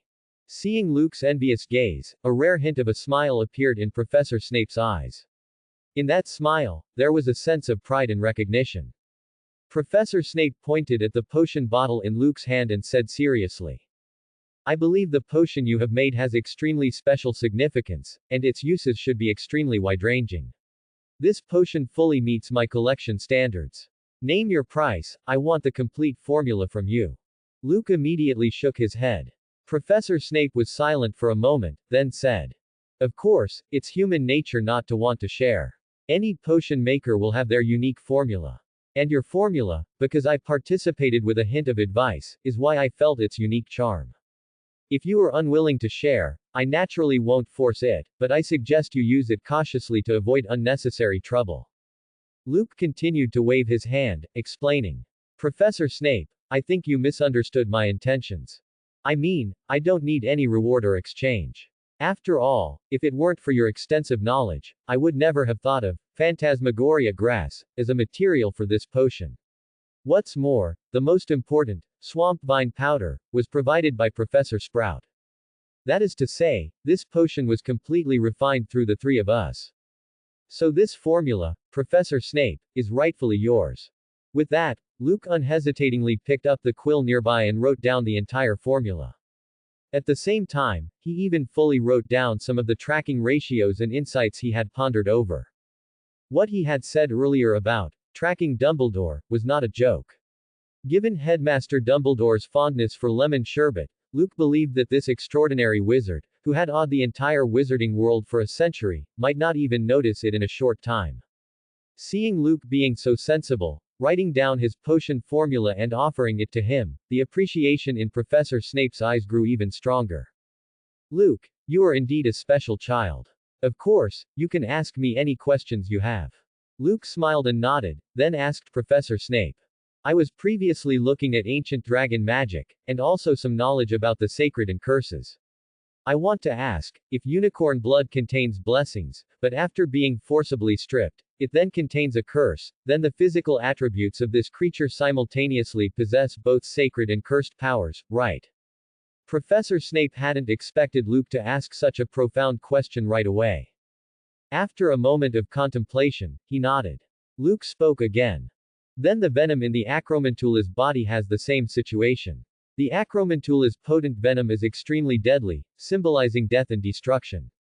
But it can also be used as a material for brewing some very special potions. Does that also mean its venom contains strong regenerative properties? At this, Professor Snape was completely astonished. Had this child's understanding of potion materials already reached such a level? Professor Snape pondered for a moment, then pulled a book from his bookshelf and handed it to Luke. It was about the properties of materials. Judging by the mark, it was clearly in the realm of forbidden magic knowledge. Luke was somewhat surprised, while Professor Snape acted as if it were a minor matter. You can borrow this book. Return it to me after you've read it. Luke nodded. Indeed, gaining Professor Snape's friendship was incredibly satisfying. Such a book was lent to him so easily.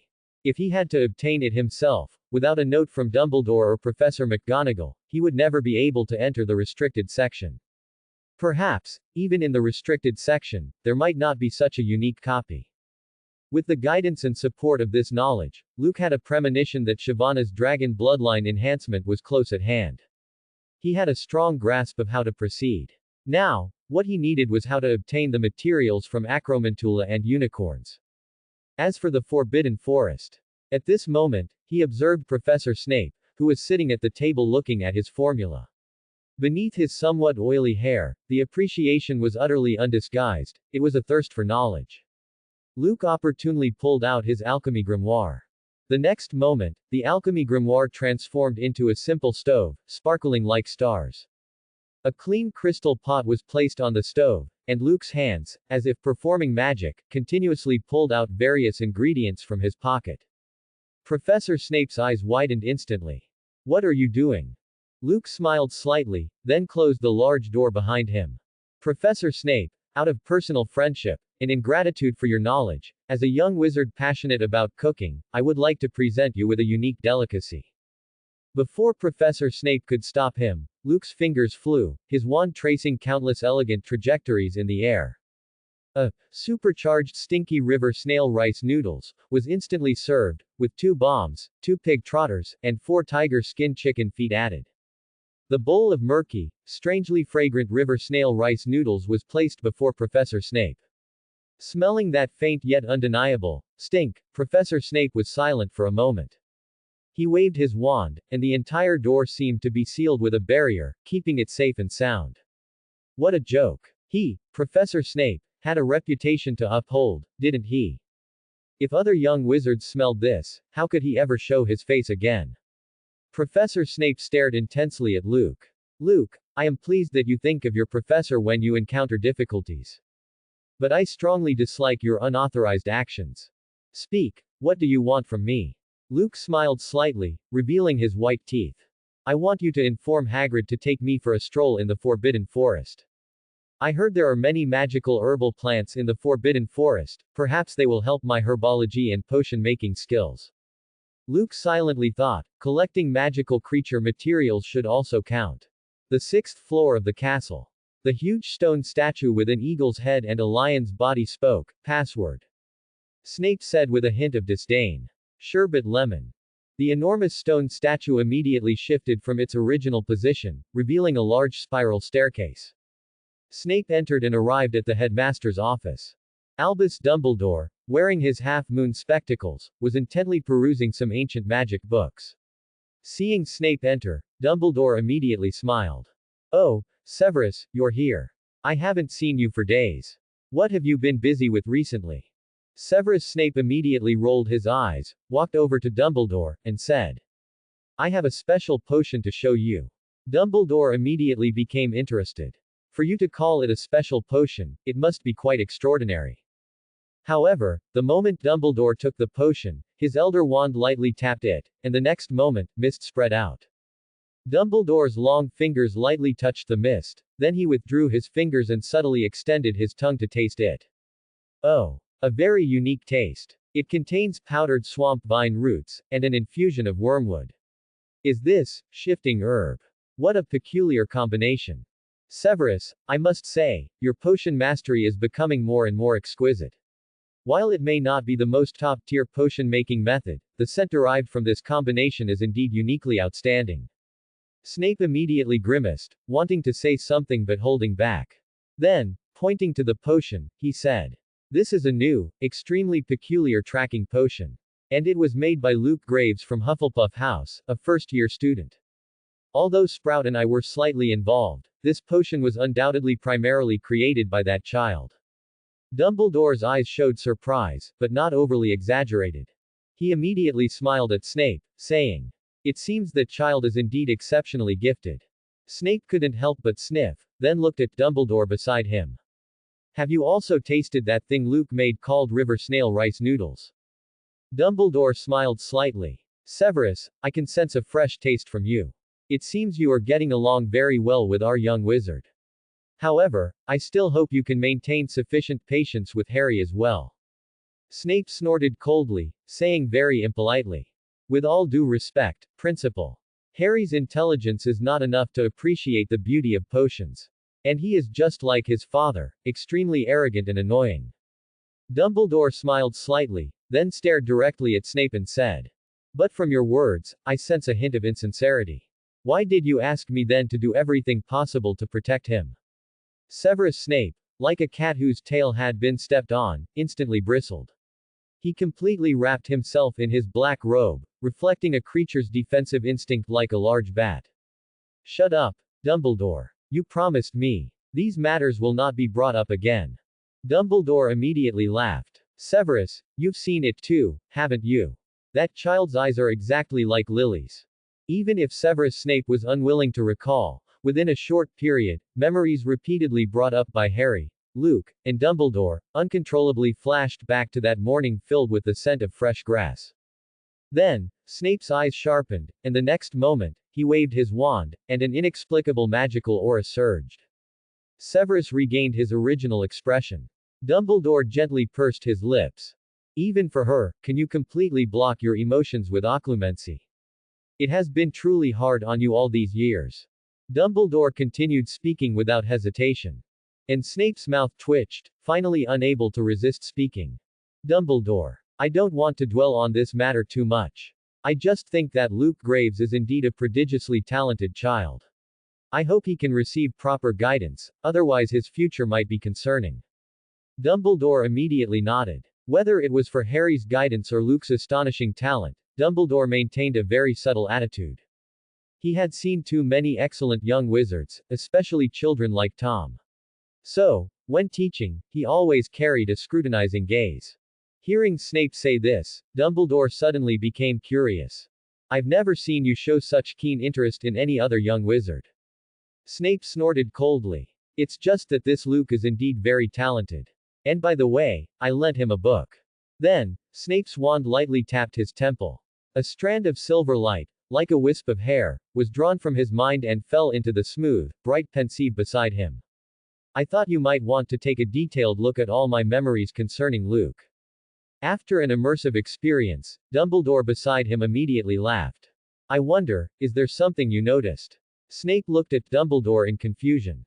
The biggest difference between this child and Tom is his fervent love for cooking. And a child who can create food that warms the hearts of many people will not go in that direction. The dark arts, to him, might just be shallow knowledge. After all, what this child seeks is sunlight and warmth. Snape fell silent again. Whatever makes you happy. I was just making a routine report. Oh, I forgot to tell you something. That child wants to wander around in the Forbidden Forest, and I agreed, letting Hagrid take him. Severus Snape left. Dumbledore was silent. Given McGonagall's meticulousness, her willingness to share and pass on the magic authority of stone golem mobilization to Luke indeed showed her extremely high expectations for Luke. And among the deans of the several houses, Sprout, McGonagall, and Snape all simultaneously and clearly expressed their admiration for Luke. Dumbledore felt, perhaps, this child really is an unexpected variable. After a long while, he closed the fire magic notebook he had been analyzing. Luke Graves. A peculiar little fellow. It seems, besides Harry's training, I also need to find some time to assess Luke's limits, to see where they truly lie. Beacon concealment. As Luke's wand glowed, he cast his newly developed beacon magic beneath the painting of two pears in the kitchen. At this moment, the beacon magic was completely finished. He had also gained some insights into marking magic. It could be said that his modified version of Geode Map truly possessed its unique charm at this moment. However, this beacon magic was completely different from the mark magic of Inferi Reanimation, which was purely for rebellion, to instill fear in others, and to summon Death Eater companions. The beacon magic Luke created incorporated extremely complex hidden magic patterns. In other words, this was a magical mark that had to be sufficiently sturdy, durable, and capable of hiding itself. Otherwise, if magical marks were left everywhere in corners, it would certainly arouse the suspicion of many professors and the principal. Since he was going to do it, he naturally had to do it perfectly. However, this magic was not without its drawbacks after he developed it. The huge problem Luke encountered that he couldn't completely avoid was that his total magic power was too low. And this stealthy beacon magic required an enormous amount of magic power. He reopened his system panel. Quest 3. Entourage. Handmaiden Knight Order current members activated, 1/200th reward. Magic power bonus x1. Quest 4. Dragon Guardian. Help Shyvana enhance the extremely thin ancient ice fire dragon bloodline within her. Reward, dual animagus form. The opportunity to advance these two long-term quests was already at hand.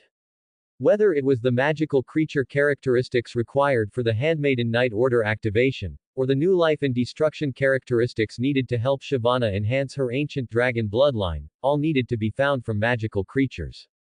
The Forbidden Forest was the last route. As long as he went there once, he could leave a beacon in the Forbidden Forest, and then it wouldn't be so complicated to enter it again. Luke had once read a book, and the author of the book was Professor Slughorn, who could turn himself into a chair and tried to trick Dumbledore. That professor had written research on Acromantula venom. And in the ancient dragon magic records, the power possessed by the primordial dragon, in addition to extremely high magic resistance, also had both sacred and destruction attributes. The genetic factors of many magical creatures might have intricate connections with the ancient dragon of the past. With his current abilities, it was almost impossible to obtain the potent venom of the Acromantula Aragog from the Forbidden Forest alone, or to receive a gift from a unicorn. After all, although he had learned a lot of magic, dealing with these XXXXX level magical creatures was still a bit beyond his capabilities. Therefore, Hagrid had to be there to help. Luke already had a plan in mind. And the most direct way to get closer to Hagrid was to find Harry and Ron. The tiny owl, dragging a package 100 times larger than its own body, left many young wizards dumbfounded. After dropping the package, the snowy owl, which had landed back on Luke's shoulder, let out a soft cry. Shyvana whispered in Luke's ear, "Young master, all the materials you requested have been purchased in the Muggle world." After receiving the huge package carried by Shyvana, Luke skillfully sorted some ingredients replenished from the Muggle world into his storage pouch. As for the alchemy grimoire, his current spatial magic attainments were not enough to alter it, which meant he could only use the storage pouch for ingredients and items, and then use the alchemy grimoire for the pouch. So, he carried a book wherever he went, which looked a bit like showing off. Harry and Ron, seeing this from a distance, excitedly ran over. Seeing the huge package disappear into thin air, both of them gaped. Ron pointed at Luke's alchemy grimoire and said enviously, "Is this thing under an undetectable extension charm? It has such a huge space." Luke could only nod obediently. Harry then said, "Luke, we recently discovered that Dumbledore and the others seem to be protecting something very mysterious." And in that room in the corner of the third floor, we saw a terrifying magical creature. Ron excitedly interjected, Luke, you absolutely won't believe it. It was a huge dog as big as an ox, and it had 3 heads. It also seemed to be able to breathe fire from its mouth. 3-headed hellhound. Luke nodded knowingly. Sure enough, Harry and Ron couldn't sit still, and everything was developing according to the predetermined trajectory. Harry's eyes sparkled. I think we need to ask Hagrid about these things. I have a feeling that what Hagrid took from the Gringotts vault back then, and the subsequent attack on Gringotts, are definitely connected. Dumbledore and the others must be hiding a secret from us about that item that was taken. Luke nodded, indicating he understood. Seeing his lack of interest, Harry's eyes grew even brighter. I feel like there's some danger lingering around me. Luke glanced at him. He didn't expect this guy's intuition to be quite sharp. Indeed, danger was waiting for him. Every year. And that danger was the trial personally prepared for him by Headmaster Dumbledore, whom Harry respected most. The final boss, the noseless man, the supreme being, also thought of him day and night. Harry and Ron looked at Luke, and Harry eagerly said, we want to go to Hagrid's place to sit and see if we can get any news. Luke, do you want to come with us? Hagrid, well, he's actually a very kind half-giant. Luke naturally nodded obediently. As the saying goes, when you're sleepy, someone brings a pillow. With Harry, the savior who was almost witnessed growing up by the principal, dean, and gamekeeper, leading the way, it was truly smooth sailing. Soon, the few of them arrived at Hagrid's messy but cozy house. The enormous Hagrid brought a strong sense of oppression. With just a casual hug, Harry and Ron were almost squeezed into his embrace. Seeing their pained expressions, Luke suspected that if Hagrid had just used a little more strength, Lord Voldemort wouldn't even need to act. Harry, the savior, would have been gone. After a simple hug, Harry introduced Luke to Hagrid. This is our best friend, Luke Graves. He is a very wise Hufflepuff, not only profound in knowledge, but his strongest point is that he's especially good at cooking. Almost all the delicious dishes Luke makes are snatched up. At the mention of Luke's food, Harry and Ron immediately salivated uncontrollably.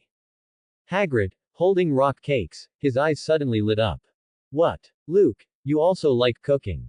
Hagrid very consciously slapped the rock cakes, which were as big as his palm, into Harry and Ron's arms, causing them both to almost stumble. He looked at Luke with burning eyes. We can exchange ideas. From the food I've made, you can see that I also love cooking. As he spoke, he sincerely offered a rock cake. Try it. Harry, you guys also eat it while it's hard. Ron, who almost couldn't catch his breath, frowned. He looked at the rock cakes in his hand. He seemed to want to speak but didn't know what to say, so he could only open his mouth in silence and bite into the rock cakes very mechanically. Honestly speaking, although these rock cakes didn't look very appealing, they did have a rich aroma of wheat and nuts. However, the next moment, Ron's expression froze. He stared blankly at the rock cakes and then touched his teeth. He found his teeth aching, and not even a single tooth mark was left on the rock cakes. Ron was a little incredulous. He quickly took the rock cakes and examined them, finding that they were indeed just ordinary cakes.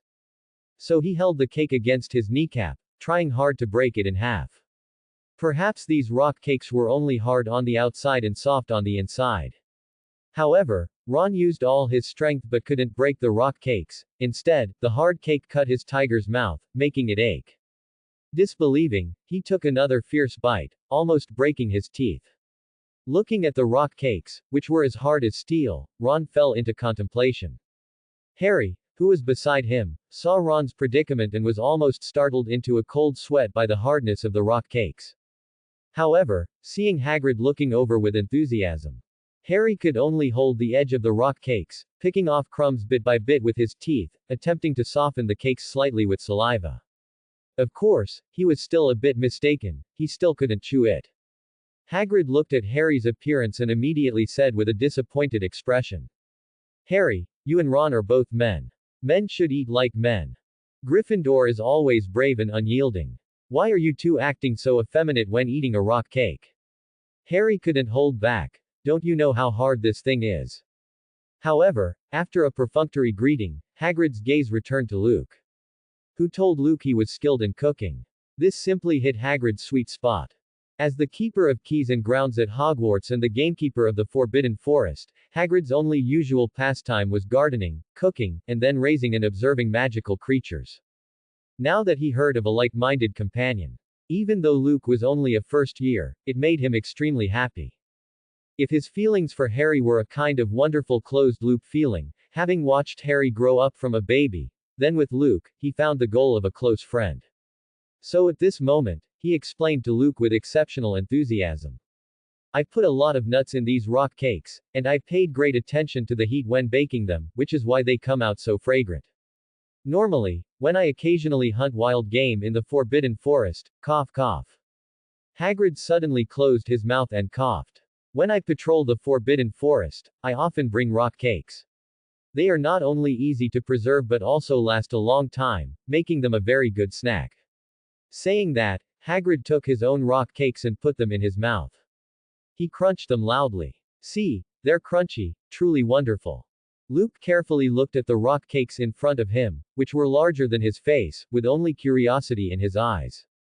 He was very curious how Hagrid could make a cake so hard. Could it be that it was mixed with cement and stirred? It wasn't until after careful observation that Luke exhaled with understanding. Some talents are innate and likely unlearnable, just like Seamus Finnegan. The most important thing now was to gain Hagrid's friendship, only then could tonight's trip to the Forbidden Forest be more secure. Hagrid, on the other hand, looked expectant. Do you think there are any techniques that need improvement for these cakes? Luke smiled and pointed at the rock cakes, saying, I have to say, Hagrid, you are a master. The aroma of these cakes you made is fully activated, they are an excellent delicacy. Hearing Luke's words, Hagrid's face immediately broke into a wide smile, and his beard twitched. Harry and Ron beside him immediately widened their eyes. No way. Luke, you're not usually like this. How could you say such insincere words? Harry even suspected that these rock cakes could withstand a Diffindo spell, even a powerful one that would normally shatter things. Then Luke continued. And there are naturally areas where these rock cakes need improvement. Hagrid immediately showed an attentive expression, his eyes full of a desire for answers, much like a primary school student learning. Luke looked at Hagrid's extremely messy stove in the distance, and elegantly walked over. He also cast the Scourgify and kitchen cleaning movement spells. Watching the pot automatically wash itself, and the kitchen instantly becoming spotless, Hagrid's eyes became even more fervent. He looked at Harry and Ron, his eyes practically spewing flames. Harry and Ron couldn't help but want to take a step back. And Hagrid said excitedly, see, a master's touch is immediately recognizable. Luke is indeed an outstanding chef. Although he hasn't made any delicious dishes yet, just by looking at his initial gesture, I can see the composure unique to an old artist. How on earth is this child's brain wired? So young, yet he's already proficient in cooking and magic, it's truly enviable. Luke saw Hagrid's gaze fall on him, naturally placed the rock cakes he was holding aside, and continued to speak to Hagrid. These rock cakes are merely a variant of waffles. When making such baked goods that are a cross between cakes and pies, the most important thing is to pay attention to the kneading of the dough, its fermentation, and the combination of materials. Luke explained step by step, but his hands moved incredibly fast, and with the help of his wand, it was dazzling. Hagrid watched, spellbound. The next moment, flames bloomed from the tip of Luke's wand. Warm firelight rekindled in the fireplace, and steam slowly rose from the simple oven driven by the flames. Luke very skillfully placed the newly made cakes into it, and the aroma immediately wafted out. After they were taken out and softened in a humid environment created by a jet of water. Luke then handed out the cakes he had made again. Hagrid looked at the rock cakes remade by Luke in his hand with an expectant expression, his eyes full of surprise. Crispy on the outside, and soft, chewy, and springy on the inside. It was just like pudding.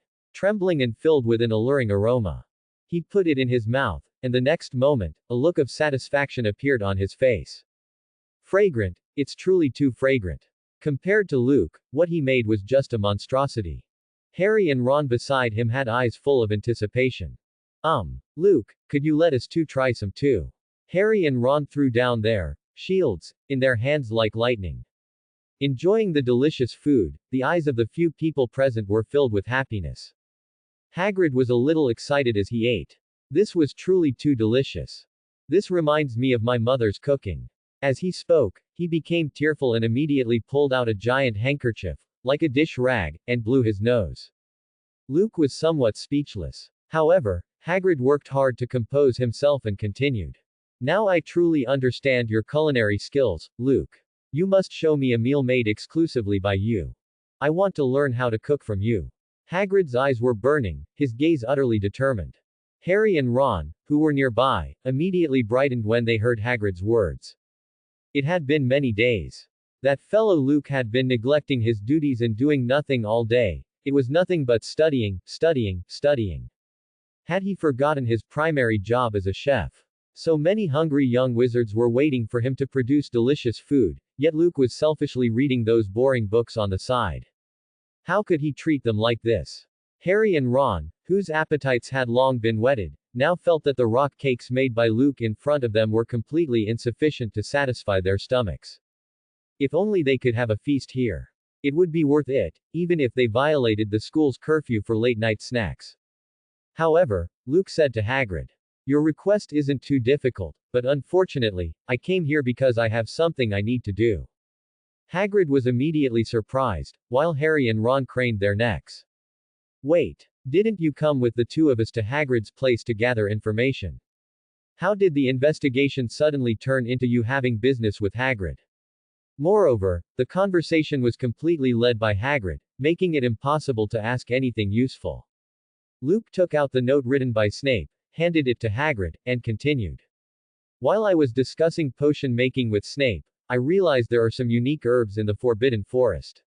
Some things require me to observe them personally before I can gain anything, which is why I asked Professor Snape to write this permit." Hagrid looked at Severus Snape's handwriting and nodded in astonishment. "That's right, this is certainly his handwriting. Given his personality, for him to write you a permit like this, it seems Severus himself admires you."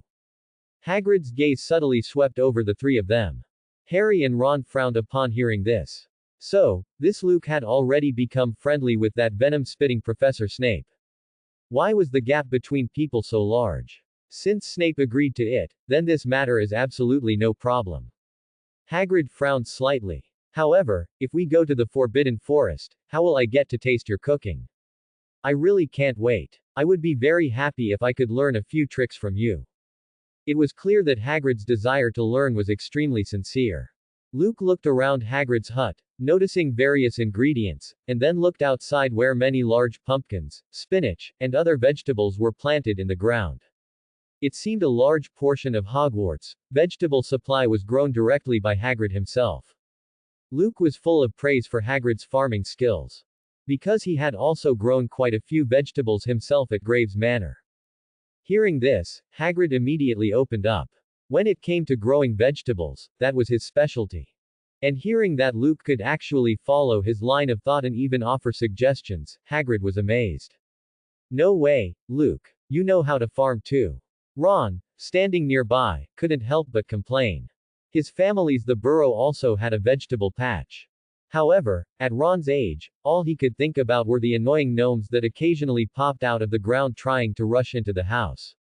Luke smiled and said, "As a chef's instinct, farming is naturally something one must be involved in." After agonizing for a long time, Hagrid suddenly smashed a giant pumpkin next to him with a bang of his fist. This startled the others greatly. Then he chuckled sheepishly. "I've got it. I've figured out what we should do. Luke, aren't you going to the Forbidden Forest to collect various magical plants and materials? I have quite a few right here. Plus, I can carry some vegetables over. Then we can set up a campfire and cook right there in the Forbidden Forest. What do you think of that?" Hagrid's eyes were full of pleading. Clearly, his inner chef had completely erupted. Having met a rare, fellow enthusiast, like Luke, he absolutely did not want to let him go. Hearing Hagrid's suggestion, Luke felt it was perfectly acceptable. Hagrid immediately became excited, rushing past the others like a gust of wind.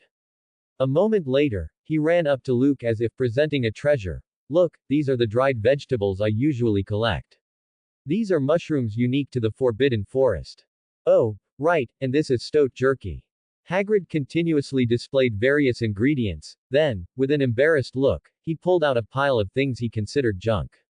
See, Luke, I'm at my old habits again.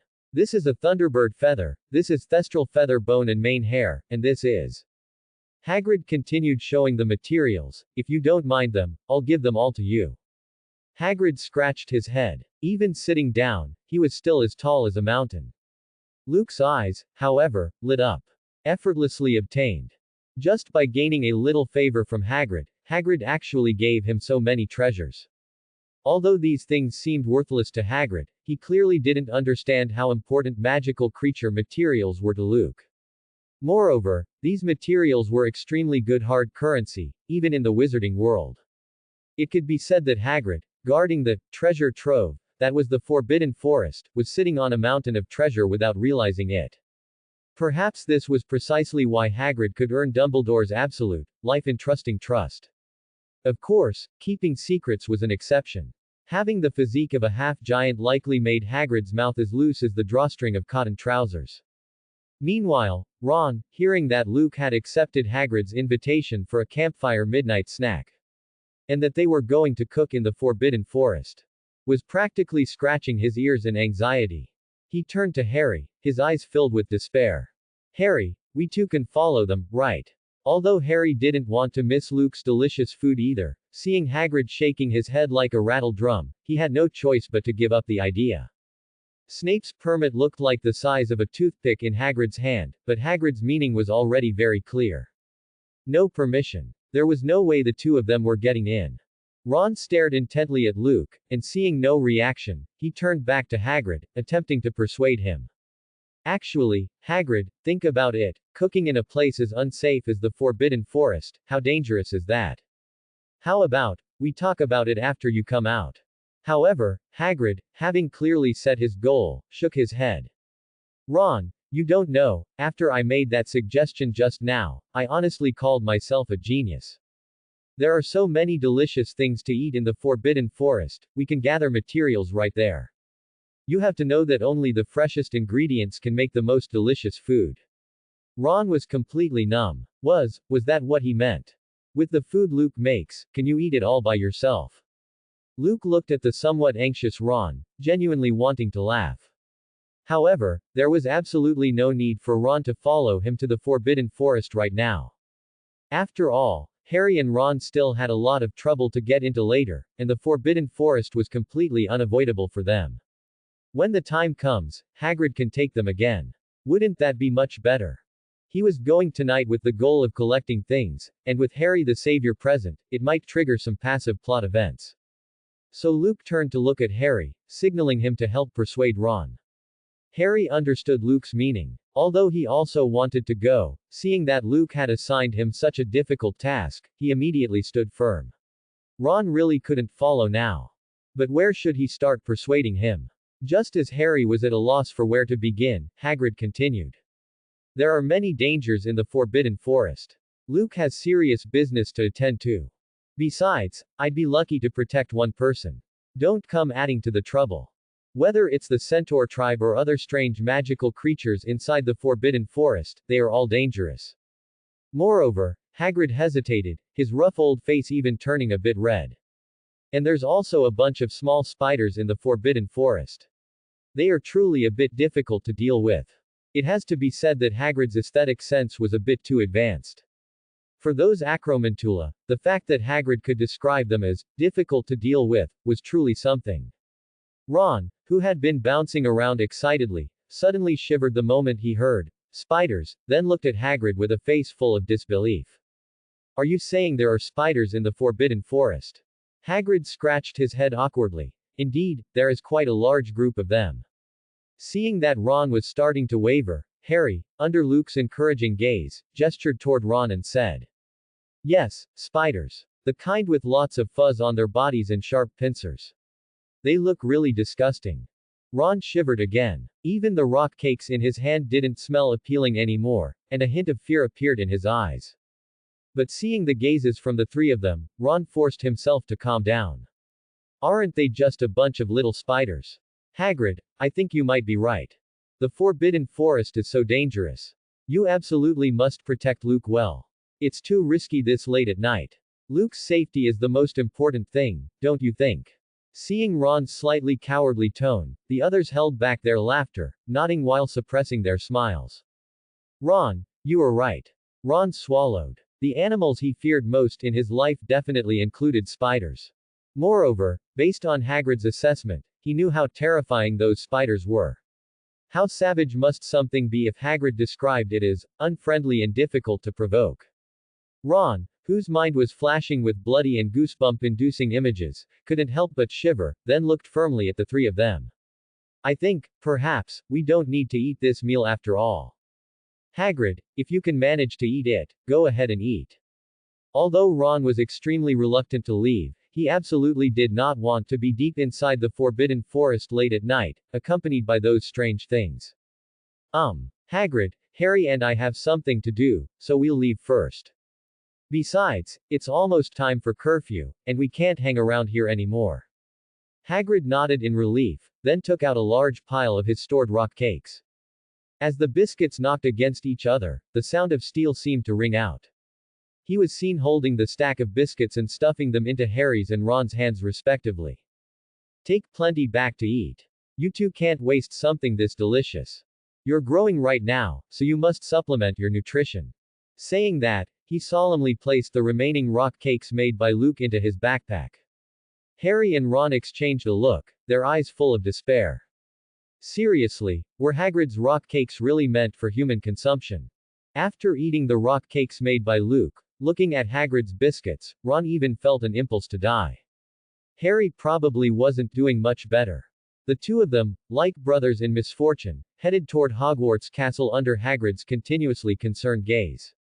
However, looking at their retreating figures, they looked somewhat desolate.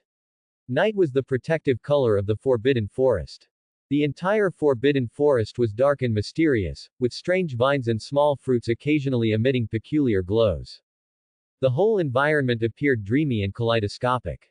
Fang was jumping around in the Forbidden Forest, occasionally diving into the bushes and pulling out one or two sleeping white rabbits. Seeing the rabbits, complete lack of struggle, Luke helplessly shook his head. Fang was truly being a bit too much of a dog. They were sleeping soundly, and you dug them out of their nest. What kind of behavior is that? However, Fang seemed to only be playing with these small animals. Seeing the small rabbit's terrified eyes after waking up, Fang would even bark twice, then carefully carry the rabbit back into the bush and put it down. But the good times didn't last. Suddenly, Fang let out a sharp bark. Hagrid, holding his brass lantern, frowned. Walking through the Forbidden Forest, the half-giant certainly had an advantage. With a casual sweep of his hand, he parted the bushes like tall weeds, clearing a path for Luke.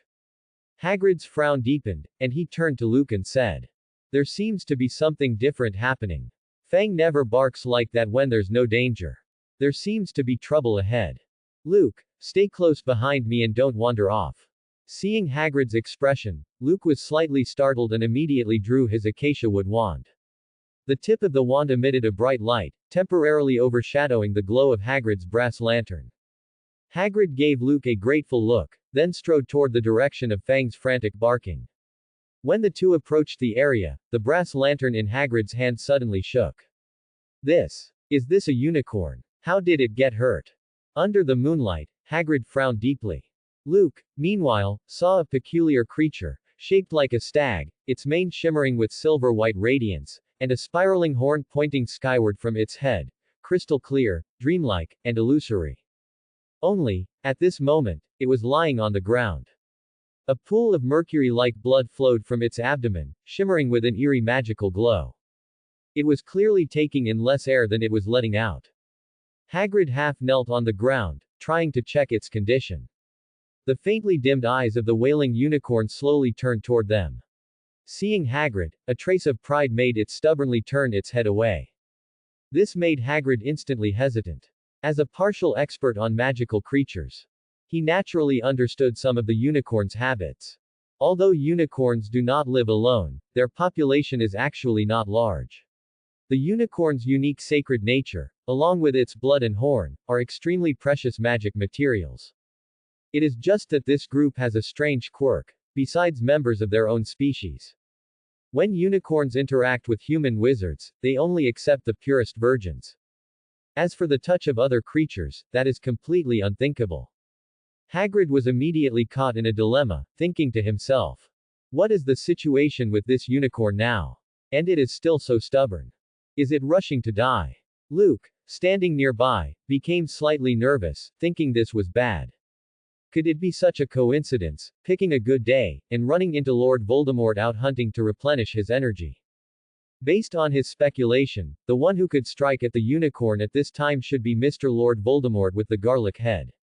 Besides him, no one would be so interested in running out in the middle of the night to hunt a unicorn for its blood. Of course, Luke would not just watch this unicorn completely die. After all, this is an 4x level magical creature, that is a protected animal. It is the kind where every death is a loss. If it can be saved, of course, they must help save it.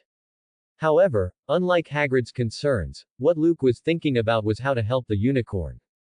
He also squatted down, staring at the unicorn's wound. Seeing the stubbornness in the unicorn's eyes, Luke felt helpless. But when he clearly saw the wound, his assessment became more certain. That is right. It was indeed a passive injury. There was even a trace of the dark arts on it. It must be known that when its blood is forcibly extracted, the unicorn will, due to emotional changes, cause its blood to contain a curse. And the dark arts belong to the aura of evil pollution. With the two intertwined, the unicorn in front of them might not be so easy to treat. Because he truly did not have any spell or magic potion that could soothe the damage caused by the dark arts. Right now, the best way to cure the unicorn would probably be to awaken this unicorn's inherent vitality and potential. He could not quickly produce effective anti-dark arts recovery potions like Snape, but he was a system-certified quasi-god of cookery. The power of cooking is connected to potions. As long as he can awaken the unicorn's desire to live in its regenerative ability, this unicorn will most likely be saved. Thinking of this, Luke immediately firmed up his idea. It seems the large cauldron Hagrid painstakingly carried on his back was finally useful. Seeing Hagrid still in a standoff with the unicorn, Luke pointed to the pot on Hagrid's back and said, Hagrid, please light the bonfire, and then set up this large cauldron as well. We should think of a way to help this unicorn. Hearing this, Hagrid's beard immediately trembled. He looked at Luke with some horror. What? Set up a pot and boil water here? Are you going to cook something? Luke immediately nodded. Hagrid's gaze immediately became somewhat unkind. I say, Luke, unicorns are rare magical creatures with sacred and holy attributes. You absolutely cannot have designs on it. It is only injured, not dead yet. Are you going to stew it in the pot already? The way Hagrid looked at Luke, it was as if he could completely not accept his idea. The unicorn, who was initially glaring at Hagrid and determined not to submit to Hagrid's large hands. However, upon hearing Hagrid's words, it seemed to truly understand. Its eyes immediately revealed horror. This is too scary for a unicorn. If the dark wizard in the black mist earlier was like a vampire gnawing on its blood, then this seemingly slightly benevolent young wizard now is simply like a devil walking in hell. What kind of terrifying idea is this? Seeing it injured, he wants to set up a pot to stew it. But it is not dead yet. Even if it died, it should not be like this. Realizing the fate it was about to face, and thinking that it was even about to be thrown into a pot to be boiled, the unicorn immediately let out a fierce whinny. If it were not truly unable to get up, it would have to jump a few steps to escape this devil. And although Hagrid still had some humanity, since he was with Luke, he probably did not have much humanity left either. At this moment, it resisted Hagrid's large hands even more. Hagrid turned around seriously to look at Luke and said, although we share the ideal of loving cookery, eating this unicorn is truly not acceptable. This idea is unsuitable. Luke, you cannot do such a thing. Luke immediately felt like laughing and crying at the same time. What kind of misunderstanding is this? Even if he really wanted to eat it, he certainly could not do such a thing within the bounds of Hogwarts. Unicorns are intelligent, after all. If he really did such a thing, he would truly be no different from Lord Voldemort. Furthermore, with Dumbledore's capabilities, if he dared to become the third Dark Lord, he would probably be dead by the next day. Luke helplessly said to Hagrid, What I mean is, we set up the pot and prepare some healing herbs and materials to cook some recovery-enhancing cuisine for the unicorn. Although I cannot create magic potions that clear curses and the dark arts, in the area of cookery, I can use similar principles to cook special cuisine to let the unicorn awaken its vitality and life force. Hearing Luke's explanation, Hagrid immediately blushed deeply. His expression was extremely awkward. He awkwardly scratched his extremely thick dark brown hair, and then said sheepishly, I thought you were going to eat the unicorn. I misunderstood you. I deserve to die for thinking such an evil thought. Hagrid, his face rarely flushed, then looked intently at Luke. As long as you can help the unicorn, whatever you say we should do, we will do. Even if it means roasting the unicorn over a fire, that is acceptable, as long as you do not actually kill it. The unicorn nearby trembled all over again. The blood from its abdomen flowed out somewhat uncontrollably. Listen, is that something a human would say? A human young wizard and a half-giant clearly said they wanted to save it, but why does it sound so terrifying? The unicorn felt like dying. If it had known earlier, it should have fought desperately with the dark wizard in the black mist, which would be better than being scared to death here. Getting straight to work, Hagrid was truly a man of action. Given his enormous stature, his strength was truly unparalleled. He casually snapped a few times with his thick palms, breaking off several stakes as thick as Luke's thigh. These were driven into the ground, forming a bonfire frame, and then he lit the magic flames. Hagrid expertly set the iron pot, complete with its locking clasp, onto the frame. Meanwhile, Luke wielded his wand. Waterproof and moisture-resistant, impervious. Aguamenti, aguamenti. Watching Luke's incredibly practiced magic, the nearby unicorn trembled even harder. From the vegetables Hagrid had gifted him, Luke pulled out a large onion that Hagrid himself had grown. He then pulled a large block of triangular rhinoceros tallow from his pocket, adding rock sugar, chili peppers, and other spices, mixing it with high alcohol content whiskey, and continuously simmering the mixture. In just a moment, the tallow melted, and the spices were completely stimulated to release their fragrance. Following the combination of various materials, the originally clear pot was now radiating a bright red hue, and the spicy aroma was so potent it seemed capable of making a person dizzy just by smelling it. This smells too delicious. Although saving the unicorn was paramount, upon smelling this unique fragrance, Hagrid couldn't help but drool. The glistening saliva hung from his thick beard, looking as comical as could be. However, seeing this sight, the unicorn was truly terrified out of its wits. The soup Luke had brewed using the magically modified hotpot base was genuinely fragrant. Even though it was a unicorn that subsisted on grass and dew, it couldn't help but be drawn in by the aroma. But the thought that they might throw it into the pot for meat stew immediately ruined the unicorn's mood. These two demons actually prepared such a fragrant soup base for stewing. It feared that this time, death was truly unavoidable. The unicorn craned its neck, and the light in its eyes slowly faded. Never mind. Perhaps being cooked in such a rich fragrance could still be considered a decent final resting place. It wasn't until Luke pulled a cloth pouch from his alchemy magic bag, dumping a huge pile of bottles and jars from the pouch into the soup pot, that the unicorn twitched its nose and reopened its eyes. However, its eyes now held a degree of shock and suspicion. Although the soup pot was terrifyingly fragrant, as Luke continuously added strange powders, the aroma began to climb exponentially. If this fragrance could take tangible form, it would currently be gushing out in waves of air all around them. And within this emanating fragrance, the unicorn clearly sensed the power of invigoration and vitality. Only at this moment did it begin to slightly believe that perhaps these two people truly weren't planning to eat it. But that half-giant was still drooling. The skeptical unicorn turned its head for the first time, staring intently at the soup pot Luke was preparing. After seeing Luke continuously enhance the vitality within the soup, the unicorn finally struggled to nudge its body forward. It realized that Luke genuinely wanted to save it. Realizing this fact, the unicorn finally regained the will to survive. It immediately let out a mournful cry, and ignoring its injuries, it continuously radiated light under the moonlight, desperately running the magical circuit patterns within its body.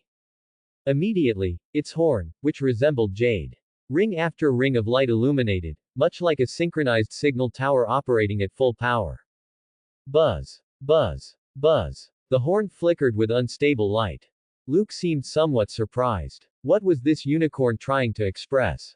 Hagrid, standing nearby, wept tears of joy. It's saved. It's saved now. This unicorn clearly sensed the goodwill of the two of us, it has developed the will to survive. Hagrid continued, the unicorn's horn possesses peculiar sacred properties, and this ability, when driven by extreme magic power, will emit a special signal. It is summoning its companions. Luke, it accepts the two of us. Hagrid helped the unicorn, which was clearly resistant but refrained from refusing, move closer to the edge of the pot, his eyes as excited as an 800 or 900-pound child. In all his life, this was the first time he had actually touched a creature like a unicorn. And the aura emanating from the unicorn seemed to confirm Hagrid's statement. In just a short while, a low whinnying sound seemed to echo from the depths of the nearby forest. Hagrid immediately tilted his head to listen, and seeing the light on the unicorn's horn growing brighter, he said firmly, Luke, it must be the other unicorns rushing over. However, they will likely be wary of humans, so we must be sure to act friendlier when they arrive. Luke nodded somewhat oddly from the side. However, he didn't mind Hagrid's suggestion. After all, getting to see a herd of unicorns appear, that was an honor unmatched throughout the whole of Hogwarts. Even if Newt Scamander were to come, he would undoubtedly have to give a thumbs up. The sounds grew closer and closer, and Hagrid looked expectant. He placed a thick finger on his lips, making a gesture for silence. However, the sound of hooves did not seem to slow down. Hagrid was overjoyed. Perhaps this unicorn has already relayed our situation. Otherwise, how could they approach without caution after smelling the scent of strangers? This is truly fantastic. Hagrid looked admiringly at the injured unicorn beside him. And the sound of hooves grew closer and closer, constantly approaching like the rapid beats of a war drum. Hagrid's eyes were filled with anticipation. The next moment, several figures burst through the trees, appearing in the clearing around the bonfire. Look, they're here. However, Luke looked up. Many four-legged creatures charged out. There were those with golden manes, brownish-black manes, reddish-brown, and bluish-brown, all swishing their tails. Looking further up. Are those abdominal muscles? It wasn't until he fully raised his head that he finally saw the true appearance of the visitors. The magical creature leading them not only possessed the body of a horse but also the upper body of a human. Judging by their toned muscles and powerful abdominal muscles, their physical strength was clearly beyond reproach. Their eyes turned toward Luke and Hagrid, scrutinizing them intently. The one leading them was even holding a bow and arrow, and the others likewise aimed their bows and arrows at the two men. A pale green magic glow shimmered on the bowstrings. Hagrid's neck seemed constricted, and his smile instantly froze. Wait, shouldn't a herd of unicorns have arrived? Firenze, why is it you? You centaurs, what are you wandering around for in the middle of the night? Hagrid was slightly disappointed. Firenze swept his gaze over Hagrid, then looked at the injured, fallen unicorn, and finally glanced swiftly at the soup pot over the bonfire. He took a soft inhale, then sneezed, his voice carrying a hint of a horse's whinny. And you ask us what we are doing. What are you two doing? This is the Forbidden Forest. Dumbledore and we have an agreement of non-aggression. It's one thing for you, a half-giant, to wander around alone. But now you've brought a human young wizard, what are you doing wandering around here late at night? His gaze swept over them, finally resting on Luke. Immediately, his gaze froze. His front hooves suddenly went soft, and with a thump, he dropped to one knee. Originally, seeing Firenze's wary, even potentially aggressive demeanor, Hagrid had already prepared himself. He had to stop him, or at least prevent him from harming Luke. He estimated that with his half-giant bloodline, he should be able to withstand 7 or 8 arrows from a centaur. Once he reached him, he would be easily defeated. Of course, resolving unnecessary misunderstandings would also be for the best. He genuinely wanted to explain to Firenze. The unicorn in front of them wasn't injured by them, nor were they planning to throw it into a pot. However, before he could speak, Firenze, this famous centaur in the centaur tribe, skilled in divination, suddenly slid to his knees. What was happening? The other centaurs looked puzzled, while Firenze's eyes shimmered with a starlit brilliance. Starlight shone down. A faint, bright yellow glow emanated from Firenze. His eyes grew brighter and brighter, then slowly returned to normal, carrying that light. He looked at Luke with burning eyes, filled with shock and wonder. I have been guided by the starlight. You are not an ordinary young wizard. You possess divinity and the radiance of a deity. With that, Firenze hastily bowed, displaying the highest centaur etiquette. Luke, somewhat bewildered, pointed at Firenze, then at himself, and asked, Are you talking about me? Firenze's eyes flickered with an inexplicable meaning, then he said reverently, Indeed, Your Highness, it is you. Luke was a bit confused. How did this even relate to Your Highness? Given his status, he could at most be considered a young master, and even that young master title was something he and the system had painstakingly built up. At Hogwarts, he was just an unremarkable Hufflepuff young wizard. How could he possibly deserve the title, Your Highness? However, Firenze the centaur continued. Under the guidance of the starlight, I can sense your special power, a divinity closest to a deity. You are undoubtedly a very special existence. Hagrid, who was about to raise his fist to intervene, froze upon hearing Firenze's words. His mouth was wide enough to fit one of Luke's thighs. No way. Luke had such presence even in front of magical creatures. These were centaurs. The never-yielding centaur race. This race feared nothing, truly embodying, if you're not convinced, fight. Although their population wasn't particularly large, they were definitely among the dominant forces in the Forbidden Forest. He didn't expect Firenze to just slide to his knees. Hagrid looked at Luke, his emotions suddenly complex. Regardless of how Luke did it, he undeniably brought surprises and astonishment again and again. And Luke, listening to Firenze's words, also fell into thought. An existence closest to divinity, the radiance of a deity. When did he acquire these things? Even an extraordinary wizard like Dumbledore might not have the chance to embark on the path of a deity, right? Even Nicholas Flamel, who had lived for over 500 years because of him, was still far from embarking on the path to godhood. So how did he possess divinity? Luke pondered, and in the end, could only attribute it to his quasi-god of cookery status.